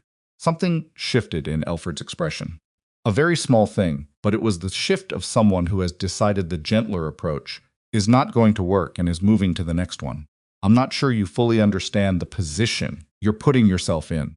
You've walked into a facility, issued a hold, and made allegations about a legal document based on a direct statement from the physician whose signature was forged, confirmed by federal investigators. I'm comfortable with the evidentiary basis. You have a file, Nurse Ellison." Elford said it carefully, precisely, like placing something heavy on a table. A detailed service file. The kind that raises questions, if it's examined by the right people. Questions about the nature of your prior employment, the operations you were attached to, the decisions made in the field under your medical authority. She paused. Those questions could complicate your current licensure status, standing as a credentialed professional. The corridor was quiet. One of the floor's residents was playing a television, somewhere the murmur of it, unintelligible through two closed doors. Mara looked at her. "You're threatening my nursing license," she said. She said it flatly, without inflection, the way a person states a thing to make clear they've understood it fully, and have no intention of pretending otherwise. "I'm observing that complex situations sometimes have unintended ramifications for everyone involved, including for the board members whose financial relationships with your firm will be part of the audit documentation that arrives with the state team in." Mara checked her watch. Approximately 2 hours. Elford's composure did not crack. She was too experienced for cracks. But she went still in the way of someone who has made a move and is watching it land differently than anticipated. "I think this conversation is over," Mara said. "If you'd like to make any formal statements about my professional conduct, I'll give you the direct contact for the federal coordinating office managing this review. They're very interested in comprehensive documentation at this point." She went into Rusk's room and closed the door. State team arrived at 4:17 in the afternoon, 1 hour and 20 minutes earlier than projected, which suggested Vance had made additional calls that had moved timelines that weren't supposed to be movable. There were 6 of them, 2 state medical investigators. 2 people from a federal oversight unit that coordinated with Vance's office, and 2 people who did not announce their specific role but whose ID badges, when Harlan glimpsed one, carried a designation that made him go quiet for a moment. They went to the administrative floor first. Mara stayed on 3. She was sitting in the chair beside Rusk's bed when she heard, distantly, through the building's HVAC and the floors between them, a change in the quality of sound, not an alarm, not shouting, but the particular acoustic shift that large institutional spaces make when something significant is happening in them. A different movement pattern. Doors that didn't usually opening. Rusk heard it too. He had spent years trained to read environments through sound. Starting, he said. Yes. He was quiet for a moment. His hands were still on his knees, but the rocking had stopped hours ago, sometime around when Mara had come back from filing the hold, and sat with him again for a while. Sat. She had a bad habit, she knew, of staying in rooms longer than was strictly medically necessary. She'd had it for years, and had never quite decided whether it was a flaw or the thing that made her good at what she did. I need to ask you something, Rusk said. Okay. The statement I submitted to the review board, the one that started all of this. He looked at her. Did you know that what I was going to say would reach this far? She thought about that honestly. I didn't know. But I'm not surprised. Were you involved in the original investigation, beyond the medical support? She didn't answer immediately. You don't have to tell me, he said. I was aware of more than my role required me to be aware of, she said, which was as precise as she was going to get, and he was sharp enough to understand exactly what precision in that phrasing meant. He nodded. Then you knew there were people who needed it to stay buried. I knew there were people who had reasons to want it buried, yes. And you took a job at a county hospital and organized supply rooms. She looked at the window, the same ordinary view as Okafor's grounds, path, empty bench. I was tired, she said, which was the same thing she'd told Harlan, and it was still true, and it was still incomplete. Said, I'm not. She looked back at him. Tired, he said. I'm not tired of it. I know I probably should be. But what they did, what the whole network did, there were people who didn't make it home because the equipment that was supposed to protect them was cut-grade junk, sourced through fraudulent contracts. I know 4 of those people by name. He stopped. Giving that statement was the first thing I've done in years that felt like it had weight. It has weight, she said. Believe me. At 5:43, Vance appeared in the doorway. We need you downstairs, she said, and her face had the expression of someone who is delivering news that is significant enough to require the right location to receive it.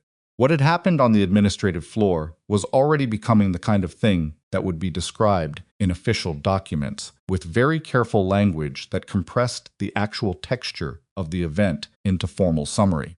What it looked like to the 3 people who had been in the room when it happened was this: Sylvia Brandt, when presented with the forged signature documentation, the board financial disclosure records, and a printed copy of the memo from the program coordinator's office, the one with 4 names in the CC's line had said nothing for approximately 45 seconds, and then had asked, in a voice that was not entirely steady, to speak with her own legal counsel.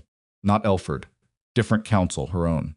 Elford, who had been in the room, had said Sylvia, and Brandt had said, don't. Just that. One word.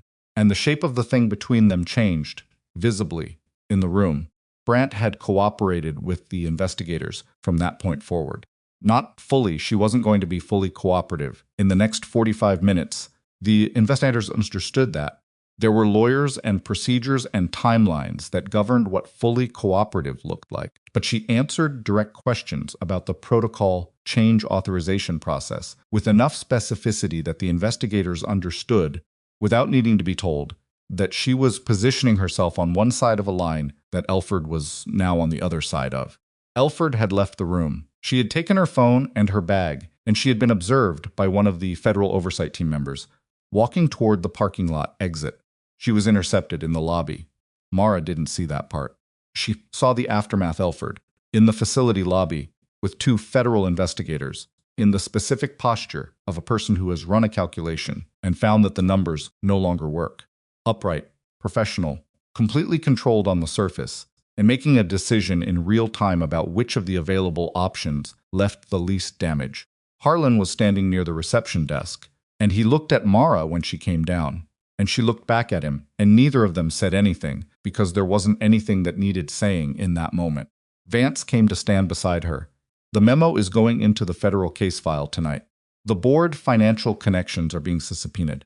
Brandt will likely cooperate with prosecution in exchange for reduced exposure. Elford. She paused. Elford is who she is. She has very good lawyers. Take time. But the fourth entity, the subsidiary that was shielded 8 years ago, it's back in scope now. It's not going to close again. And Rusk's statement to the review board will be heard. Yes, and Okafor's if he wants to give one. Mara looked at the lobby. The facility's reception desk had a vase of artificial flowers that were slightly dusty. Someone had put up a framed print, something meant to be calming, soft colors, generic landscape, and it was crooked. Small signs of an institution that had been managed, rather than cared for longer than anyone had noticed. The medication hold, she said. What's the pathway to restoring the correct protocols for both residents? State medical team will oversee that tonight. They want to keep you involved in the Rusk and Okafor assessments through the transition. If you're willing. I'm willing. There was a moment then. The lobby settled. Outside the sun was low, doing the thing it did in late afternoons through institutional glass, long and pale, less warm than it looked. Somewhere above them on 3, Coda was probably still making his way through what had become a considerably extended therapy visit, and Loretta was probably documenting everything she could remember in the precise handwriting of a person protecting herself, in a situation she hadn't signed up for. Harlan came to stand on Mara's other side. He had his hands in his jacket pockets, and he was looking at the lobby the way she was taking it in, processing the distance between how the afternoon had started and where it had ended up. Stanhope sent you 3 messages, he said. She hadn't looked at her phone. What kind of messages? The first one wanted to know when you'd be back. The second one said the cross-departmental assignment for tomorrow had been amended. He paused. The third one was from Dr. Hartwell, not Stanhope. Apparently, Hartwell received a call from the Federal Coordinating Office this afternoon about your emergency credentialing authorization, and then called Stanhope. She processed that. There are going to be questions, Harlan said, about your record, about what happened today. People are going to want the context. I know. Are you ready for that? She thought about the supply room, the linen inventory, the schedule change sitting on the nurse's station printer with her name on it, reassigning her from the work she was trained to do to the work nobody else wanted. She thought about Bernard and his daughter in the ER, the repeated question about Adele, the look on Dossis when Mara sat down and stayed for a minute without trying to fix anything. She thought about Marcus, the 9-year-old boy, breathing wrong in a way that was easy to miss if you weren't paying a specific kind of attention. She thought about Rusk, sitting on his bed with his hands on his knees, saying, I'm not tired of it. I'm ready for whatever comes, she said, which was not the same as ready. She knew that, but it was the thing she had, and it was enough to work with. Her phone buzzed. She looked at it. The message was from a number she didn't recognize. No introduction, no identification. Just 12 words. They pulled Dreswick Harmon's case records from the original proceeding. You need to read them.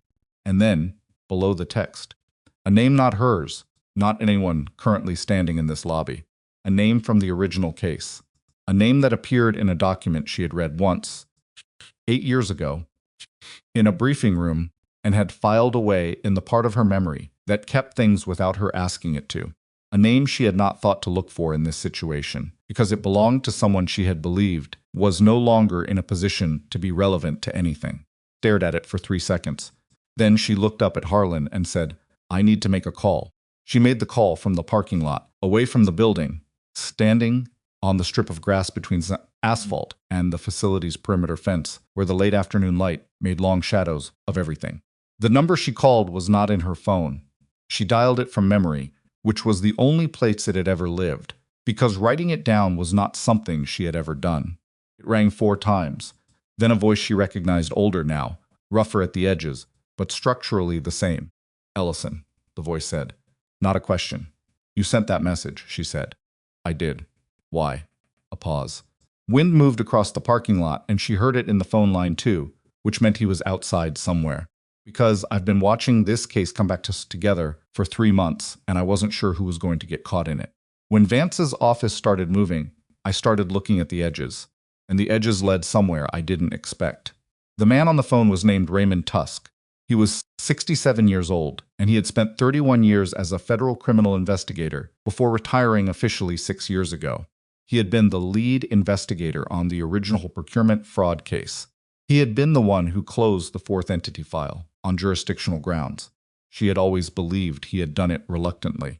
Reading his name in a Dreswick-Harmon case document had made her wonder for approximately 90 seconds if she had been wrong about that. "Case records they pulled," she said. "Your name is in them." "Yes." Why another pause longer? She heard him exhale.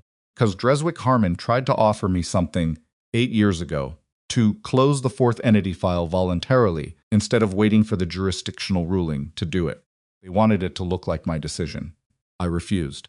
I documented the approach and the refusal and submitted it to my supervisor, who buried it because the supervisor had his own relationships with that firm." He stopped.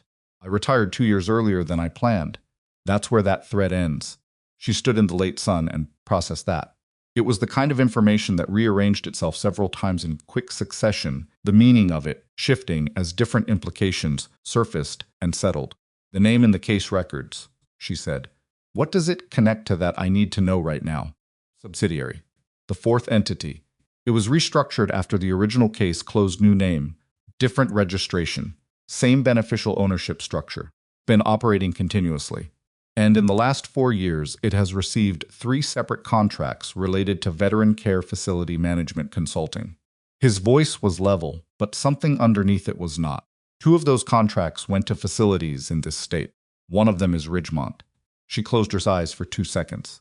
"Vance doesn't have this yet," he said. "No, she will. I'm submitting the documentation through official channels tonight. But I wanted you to know first, because you're inside that building and the people connected to this are not fully contained." He paused. "Elford is the visible layer. She's not the structure." "Who is the structure?" he told her. "A name. A company name that cross-referenced to 3 board members at Ridgemont, to the subsidiary, to Dreswick-Harmon, to the original network, in a way that made the whole thing visible as what it had always been, not a series of opportunistic decisions, but a deliberate architecture. Built over years, designed to stay invisible by distributing its weight across enough legitimate-looking structures that no single point would ever collapse it." She stood in the parking lot for a moment after he finished talking. "Raymond," she said. "Yeah. The supervisor who buried your documentation. Still federal pension. Living outside Phoenix. A beat. Been contacted. The documentation I'm submitting tonight will include his name and the record of what he did. Past time." She nodded even though he couldn't see it. "Okay, Ellison." His voice shifted slightly, not softer, but different. Less operational. "You did the right thing today. All of it. We'll see what comes of it. I know what comes of it. I've been doing this for 31 years. He paused. "Some things go right. This one's going right." She hung up and stood in the parking lot for a moment longer, not because she needed to, but because the space between action and consequence required something, not celebration, not relief exactly, but a brief acknowledgement of its own existence. She had learned that in the field a long time ago.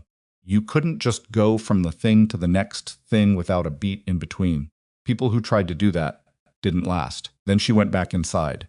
Vance received Tusk's documentation at 7:42 that evening, while she was still at Ridgemont, coordinating the state team's review process. She read it on her laptop at a table in the facility's unused conference room. And when she finished reading, she sat back in her chair and looked at the ceiling for a moment before making 6 calls in rapid succession. Mara was on the 3rd floor when Harlan found her and told her Vance needed her downstairs. She had spent the last 2 hours in alternating company Rusk for a while, then Okafor while the state medical team adjusted his medication coverage, then back to Rusk when the team moved through the ward and he needed someone he recognized in the room, while strangers in institutional credentials asked him questions about his symptoms and his chart. She had not been medically necessary for most of it. She had been present, which was different, and sometimes more important. Came downstairs. Vance looked up from the table. "Tusk's documentation changes the scope," Vance said. "I know. He told me." Vance looked at her a specific look, the kind that calibrated something. "You knew Raymond Tusk. He was the lead investigator on the original case. Our paths crossed. He documented a bribery approach from Dreswick-Harmon that was buried internally." "Yes." And the subsidiary, the fourth entity, has been operating continuously in veteran care infrastructure since the original case closed. She looked at her screen. We have now connected it to financial relationships with 7 board members across 4 facilities. Ridgemont is one. The other 3 are in different states. She stopped. This is not a facility-level fraud case anymore. No, Mara said it isn't. The Federal Review Board, hearing Rusk's statement, they're expanding scope. What Rusk knows, combined with Tusk's documentation, combined with what we found here today, the fourth entity is being opened for full prosecution. The jurisdictional bar that closed it 8 years ago has been removed by precedent from a different case that was resolved last year. Vance paused. The people who needed Rusk not to testify were right to be worried. They just waited too long and were too obvious about it. There was something in saying it plainly like that, the clarity of it, after everything that sat differently than the urgency of the day had. Mara had worked in environments where the outcome was not always knowable, where you did what you could do, and then watched the results move through systems too large to see from any single vantage point. This was different. This one she could see. What happens to Brandt? She said. She's cooperating. Her attorney is negotiating terms. She implemented the protocol change. She signed Morrow's name, and she knowingly endangered 2 residents to suppress a legal proceeding. Cooperation or not, she's looking at criminal charges. Falsification of medical records, fraud, reckless endangerment. Her career is finished. And Elford? Vance's expression was careful. Elford is what Elford is. She has resources. She has lawyers. She will fight this for years, and some of it will stick, and some of it may not. But the documentation connecting her firm to the board composition and to the subsidiary that's in the federal case file now, the civil liability exposure alone will be significant. Firm's other clients will make decisions based on that exposure. A pause. Spent 8 years staying outside the frame. She's in the frame now. That doesn't unhappen. Mara thought about the lobby. Elford's posture when the investigators had intercepted her. Controlled surface of someone running an internal calculation, and finding the numbers have changed. The board members, she said. Subpoenas have been served on 3 of them tonight. The other 4 are in process. Vance looked at her steadily. Ridgemont itself, it will go into receivership. State takes over operations while a full audit is conducted. The residents will have continued care under state oversight. Rusk and Okafor, specifically, will have their protocols reviewed and restored by a clinical team with appropriate clearance. She closed her laptop. It's not a clean resolution. It never is. But the structure that built this is being dismantled in a way that can't be quietly reassembled. She left Ridgemont at 9:15 that night. She hadn't planned on being there for 12 hours. She had not eaten since 7 in the morning, and her feet hurt, and her lower back had developed the particular persistent complaint that came from standing on institutional linoleum floors for too many hours in the wrong shoes. She noticed in the parking lot, while looking for Harlan's vehicle, not ready to go home. Harlan was beside his SUV with Coda, who had spent a remarkable portion of the day at a veterans care facility doing what he was programmed to do, being present, being warm, being a dog in a building full of people who needed something uncomplicated to hold on to for a minute. Coda looked tired in the satisfied way of an animal who had used himself up doing exactly the right thing. You drove yourself, Harlan said. It wasn't a question.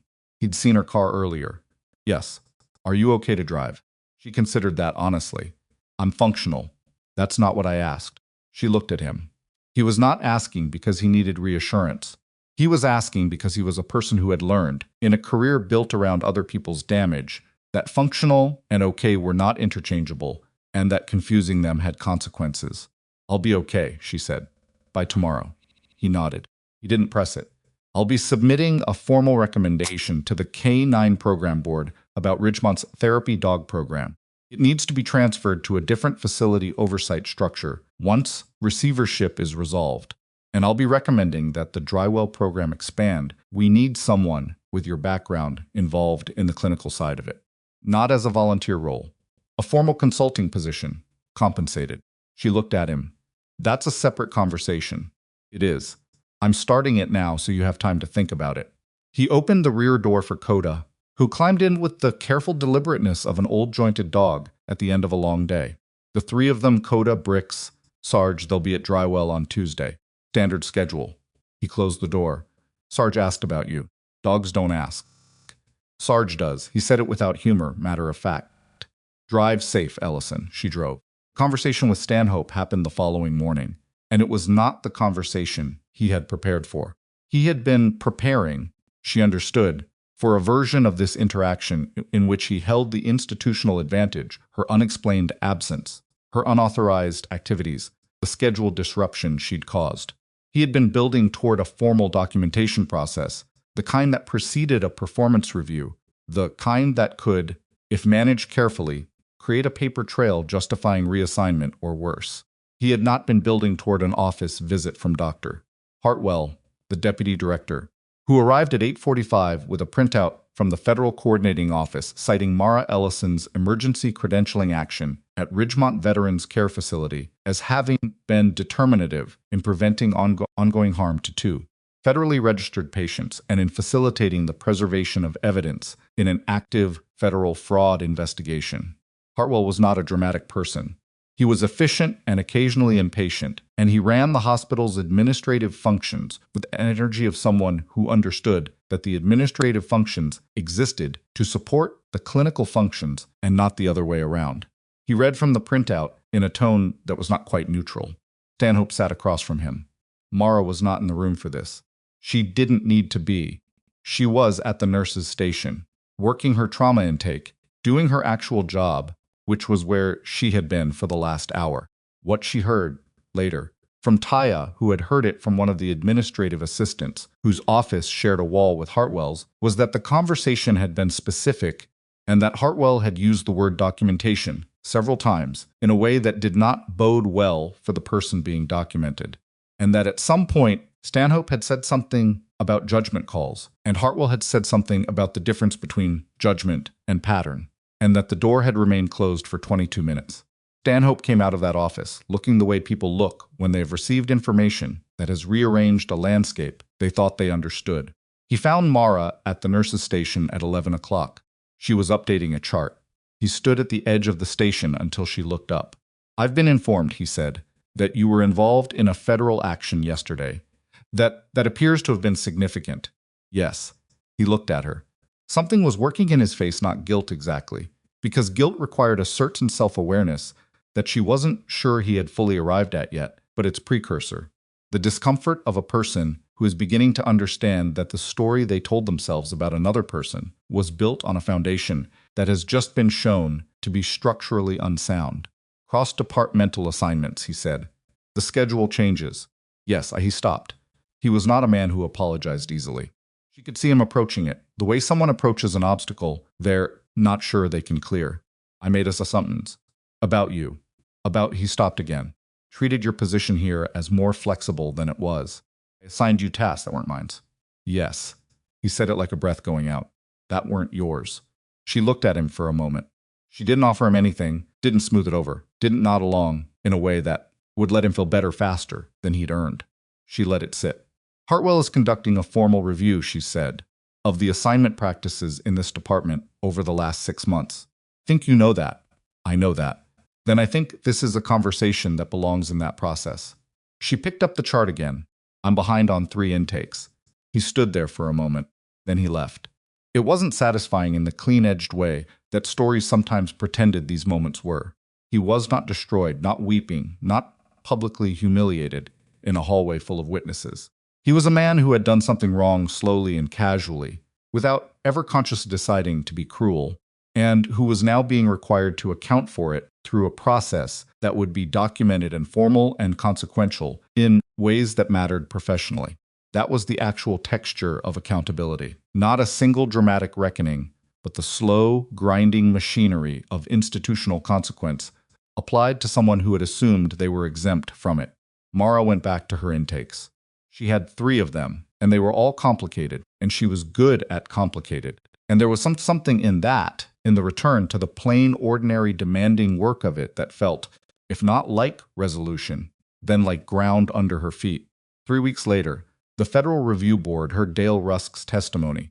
He gave it in a conference room in a federal building, seated at a table, with his attorney and a support coordinator, with Mara present at his request in the role of medical support, a formality, since he didn't need medical support to speak, but a formality that mattered to him, because she was a person he trusted to be in the room when it counted. She sat against the wall and didn't say anything and let him speak. He was not a polished witness. He lost his thread twice and had to be gently redirected. He repeated one detail 3 times without noticing. His memory, as always, was better in some channels than others. Specific sensory details came through with high precision. Sequential narrative sometimes collapsed. The reviewing attorney was patient in a way that Mara noted and appreciated, because patience in that context was a choice, not an accident. But what Rusk said was clear and specific, and consistent with documentation that no longer needed to hide. He named the contracts. He named the equipment. He named the 4 people who hadn't come home from situations where the equipment's failure was a contributing factor. He was not emotional while he said it. He had spent years developing the ability to carry those names without breaking under their weight in public. But the effort of carrying them was visible, and the review attorney let it be visible, which was also a choice. Okafor gave a written statement, co-verified by a clinical advocate, submitted through his social worker. He was not well enough for in-person testimony, and there was no pressure applied to change that. The 4th entity, the restructured subsidiary, now operating under its most recent corporate name, was formally opened for federal prosecution 5 days after Rusk's testimony. The lead indictment named 11 individuals. 3 of them were Ridgemont board members. One of them was the retired federal supervisor who had buried Tusk's bribery documentation 8 years ago. One of them was a senior figure at the parent company that owned the subsidiary, a man whose name Mara had read once in a classified document and had never expected to see in a federal indictment. She read the indictment on her phone on a Tuesday morning, sitting in her car in the Drywell parking lot before her shift started. She read it twice. Then she put her phone in her bag and went inside. Elford was not on the indictment. Elford's name appeared in a separate civil filing as a respondent in a professional misconduct complaint submitted to the state bar, and as a named party in a civil suit brought by the estates of the 4 service members Rusk had named. The suit would take years. It might settle. It might not. But her name was on it, in public documents, in connection with events she had spent 8 years ensuring would never be connected to her name. Outside the frame was no longer a place she could stand. Stanhope's formal review resulted in a written reprimand in his personnel file and a mandatory departmental management training protocol to be completed within 60 days. He did not lose his position. He continued to practice medicine at Drywell, which was the outcome Mara had neither hoped for nor lobbied against, because she understood that what she had wanted from the situation was not his destruction, but the cessation of a dynamic, and the formal documentation in his file was the mechanism that made the cessation durable. It wouldn't feel like enough to everyone. It didn't feel like enough to her on some days. But it was the thing that the process produced, and the process was the point. Behavior toward her changed. Not dramatically, not with apology, but in the plain, observable way. Someone who has recalibrated their understanding of the social physics in a room. He assigned her what was hers to be assigned. He did not ask her to cover for facilities management. He said, "Good morning" in the corridor in the tone of a person who is aware they are on record. It was not warmth. She didn't need warmth from him. She needed the work to be what the work was supposed to be, and it was. Sarge came back on a Tuesday as scheduled. He came back every Tuesday for the next 3 months, and on each of those Tuesdays, he walked through the Drywell ER's side entrance with Harlan and found Mara within approximately 4 minutes, regardless of where she was in the building. With the navigational certainty of an animal who has decided that tracking a particular person is worth the effort. Started the formal consulting role with the Canine Rehabilitation Program in month 2. It was 3 hours a week to start clinical assessments, protocol review, coordination with the veterinary behavioral specialists who came in monthly. Grew. These things tended to grow when someone who knew what they were doing paid consistent attention to them. On a Thursday in the 5th month, she was sitting on the floor of Rehabilitation Room 4 with Sarge's head in her lap, reviewing a medication adjustment protocol on her tablet, when Harlan came in and sat down in the chair against the wall. "Rusk called me," he said. "I know. He called me too. He wants to come in. Visit the program." "I know that, too." Harlan looked at the dog in her lap. Sarge's eyes were closed, his breathing slow, and even his graying muzzle resting against her knee, with the full and unconditional weight of an animal who had decided, long ago, that this was a person worth resting on. "You know what I've been thinking about," Harlan said, and his voice had a different register than the operational one he mostly used. "What you said about being tired, about wanting somewhere that was just clear. Is it still clearer than before?" She thought about it honestly because he was asking honestly, and he deserved the same back. She thought about the supply room, the linen inventory, Bernard and his daughter, Marcus breathing wrong on a gurney, Rusk sitting on his bed with his hands on his knees and his eyes steady on hers. "No," she said. "It's not clearer. It's just mine." He nodded. He understood that, she could tell. Some people spent their whole lives looking for the version of their work that would finally be simple, and the ones who lasted were the ones who eventually made peace with the fact that simple wasn't the thing worth wanting, that the complication was the work. That showing up anyway inside the complication, inside the mess of it, without illusions about what you were walking into, was the only kind of strength that didn't run out. Sarge exhaled. His tail moved twice slowly against the floor. Outside the room, the ER ran through its ordinary chaos, gurneys and voices, a child crying somewhere, the elevated clip of a nurse's voice calling a room number, the constant motion of a place that did not stop because stopping wasn't permitted, because there was always someone in front of you who needed the next thing you had to give. She had spent 8 years giving the hardest versions of what she had. She had spent another 2 years trying to give the quieter version and being used for it. She had arrived at a Tuesday in a rehabilitation room with a retired war dog's head in her lap and a federal fraud network being dismantled in courts across the country, and a formal position on a program that was doing work that mattered. And she was not healed. She would not use that word. It wasn't accurate, and she had always preferred accuracy, but she was intact. She was doing the thing she was built to do, in a place that had finally been made to see her clearly. That was not a small thing. That was, she had come to understand, the whole thing. Because the world had a way of looking at the people who stayed quiet and did the work and absorbed the weight without complaint, and deciding that what it was seeing was someone who didn't matter enough to protect. It looked at patience and read it as passivity. It looked at endurance and called it weakness. It put those people in supply rooms and gave them inventory sheets and waited to see how long they'd go before they broke or left. And some of those people did break. Some left. That was not their failure. That was the failure of the structures that wore them down. But some of them stayed. And some of them were underneath the patience and the quiet and the willingness to help without demanding recognition. People who had done things the structures didn't know about. People who had carried more than the structure had ever bothered to ask. People who had earned, in the hardest possible classrooms, a knowledge of themselves that no amount of institutional dismissal could revise. Mara Ellison had known who she was for a long time. It had just taken the world a while to catch up. She put her tablet down and rested her hand on Sarge's back and felt him breathe steady, even, the good weight of an old dog who had done enough hard things to have earned this exact moment. And outside the room, the hospital moved through its ordinary business of keeping people alive. And inside the room, it was quiet, and that was enough. It was more than enough. It was everything. The conversation with Stanhope happened the following morning, and it was not the conversation he had prepared for. He had been preparing, she understood, for a version of this interaction in which he held the institutional advantage, her unexplained absence, her unauthorized activities, the scheduled disruption she'd caused. He had been building toward a formal documentation process, the kind that preceded a performance review, the kind that could, if managed carefully, create a paper trail justifying reassignment or worse. He had not been building toward an office visit from Dr.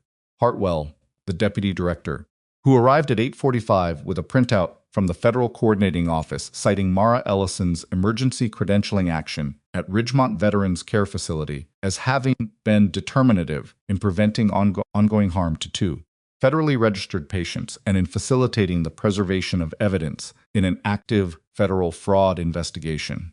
Hartwell was not a dramatic person.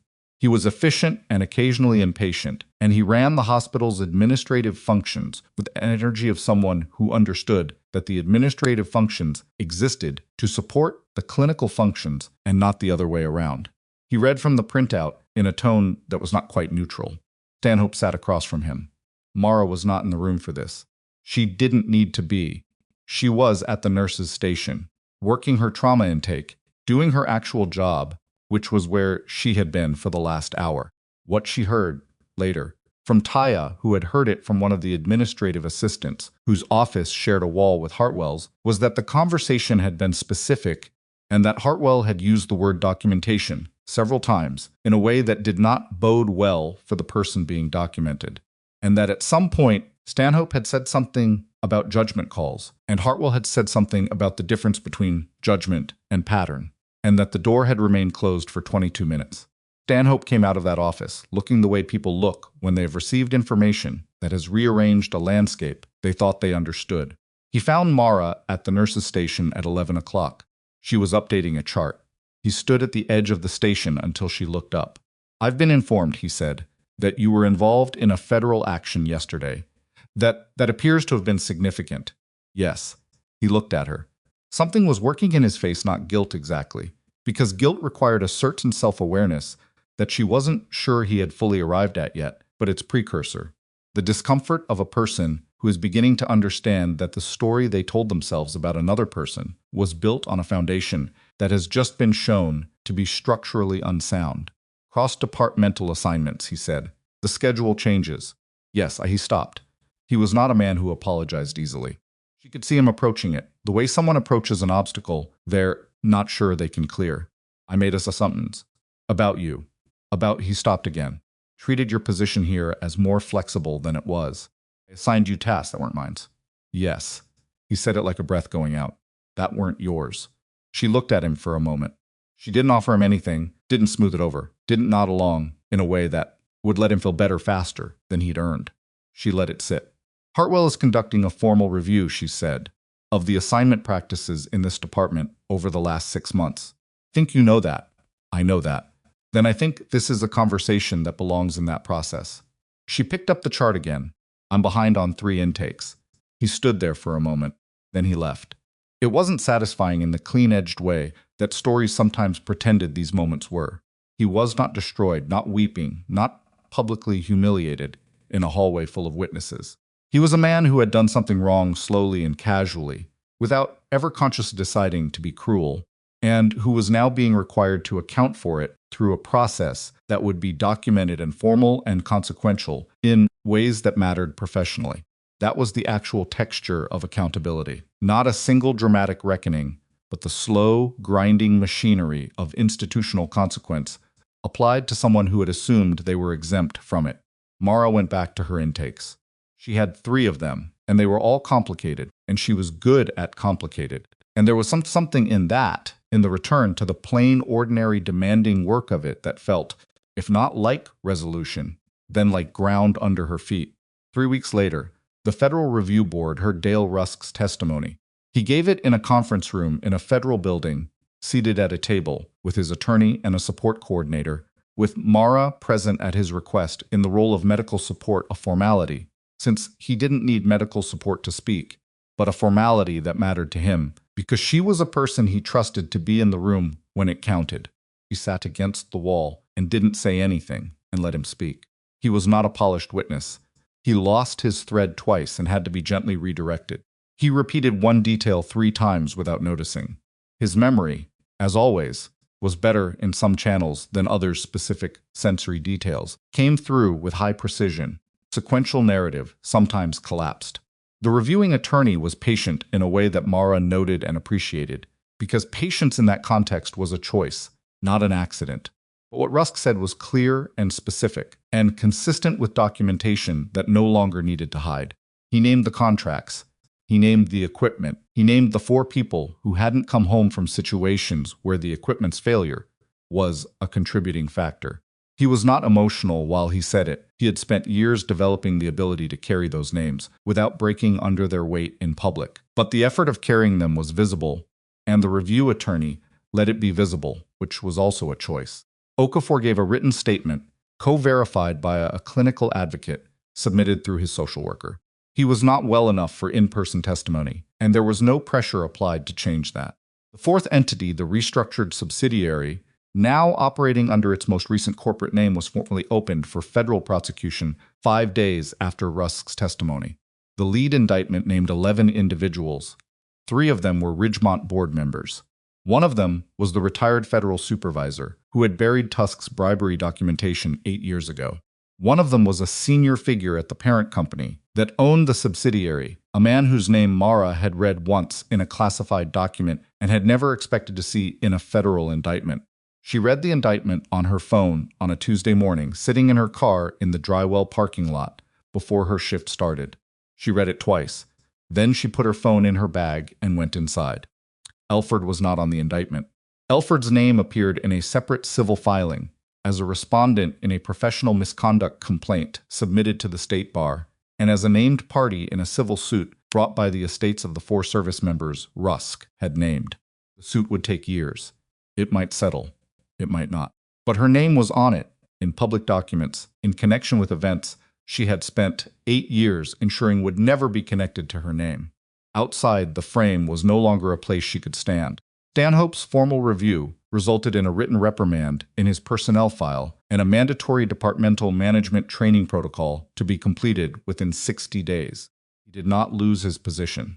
He continued to practice medicine at Drywell, which was the outcome Mara had neither hoped for nor lobbied against, because she understood that what she had wanted from the situation was not his destruction, but the cessation of a dynamic, and the formal documentation in his file was the mechanism that made the cessation durable. It wouldn't feel like enough to everyone. It didn't feel like enough to her on some days. But it was the thing that the process produced, and the process was the point. Behavior toward her changed. Not dramatically, not with apology, but in the plain, observable way, someone who has recalibrated their understanding of the social physics in a room. He assigned her what was hers to be assigned. He did not ask her to cover for facilities management. He said, "Good morning" in the corridor in the tone of a person who is aware they are on record. It was not warmth. She didn't need warmth from him. She needed the work to be what the work was supposed to be, and it was. Sarge came back on a Tuesday as scheduled. He came back every Tuesday for the next 3 months, and on each of those Tuesdays, he walked through the Drywell ER's side entrance with Harlan and found Mara within approximately 4 minutes, regardless of where she was in the building. With the navigational certainty of an animal who has decided that tracking a particular person is worth the effort. Started the formal consulting role with the Canine Rehabilitation Program in month 2. It was 3 hours a week to start clinical assessments, protocol review, coordination with the veterinary behavioral specialists who came in monthly. Grew. These things tended to grow when someone who knew what they were doing paid consistent attention to them. On a Thursday in the 5th month, she was sitting on the floor of Rehabilitation Room 4 with Sarge's head in her lap, reviewing a medication adjustment protocol on her tablet, when Harlan came in and sat down in the chair against the wall. "Rusk called me," he said. "I know. He called me too. He wants to come in. Visit the program." "I know that, too." Harlan looked at the dog in her lap. Sarge's eyes were closed, his breathing slow, and even his graying muzzle resting against her knee, with the full and unconditional weight of an animal who had decided, long ago, that this was a person worth resting on. "You know what I've been thinking about," Harlan said, and his voice had a different register than the operational one he mostly used. "What you said about being tired, about wanting somewhere that was just clear. Is it still? Clearer than before?" She thought about it honestly because he was asking honestly, and he deserved the same back. She thought about the supply room, the linen inventory, Bernard and his daughter, Marcus breathing wrong on a gurney, Rusk sitting on his bed with his hands on his knees and his eyes steady on hers. "No," she said. "It's not clearer. It's just mine." He nodded. He understood that, she could tell. Some people spent their whole lives looking for the version of their work that would finally be simple, and the ones who lasted were the ones who eventually made peace with the fact that simple wasn't the thing worth wanting, that the complication was the work. That showing up anyway inside the complication, inside the mess of it, without illusions about what you were walking into, was the only kind of strength that didn't run out. Sarge exhaled. His tail moved twice slowly against the floor. Outside the room, the ER ran through its ordinary chaos, gurneys and voices, a child crying somewhere, the elevated clip of a nurse's voice calling a room number, the constant motion of a place that did not stop because stopping wasn't permitted, because there was always someone in front of you who needed the next thing you had to give. She had spent 8 years giving the hardest versions of what she had. She had spent another 2 years trying to give the quieter version and being used for it. She had arrived at a Tuesday in a rehabilitation room with a retired war dog's head in her lap and a federal fraud network being dismantled in courts across the country, and a formal position on a program that was doing work that mattered. And she was not healed. She would not use that word. It wasn't accurate, and she had always preferred accuracy, but she was intact. She was doing the thing she was built to do, in a place that had finally been made to see her clearly. That was not a small thing. That was, she had come to understand, the whole thing. Because the world had a way of looking at the people who stayed quiet and did the work and absorbed the weight without complaint, and deciding that what it was seeing was someone who didn't matter enough to protect. It looked at patience and read it as passivity. It looked at endurance and called it weakness.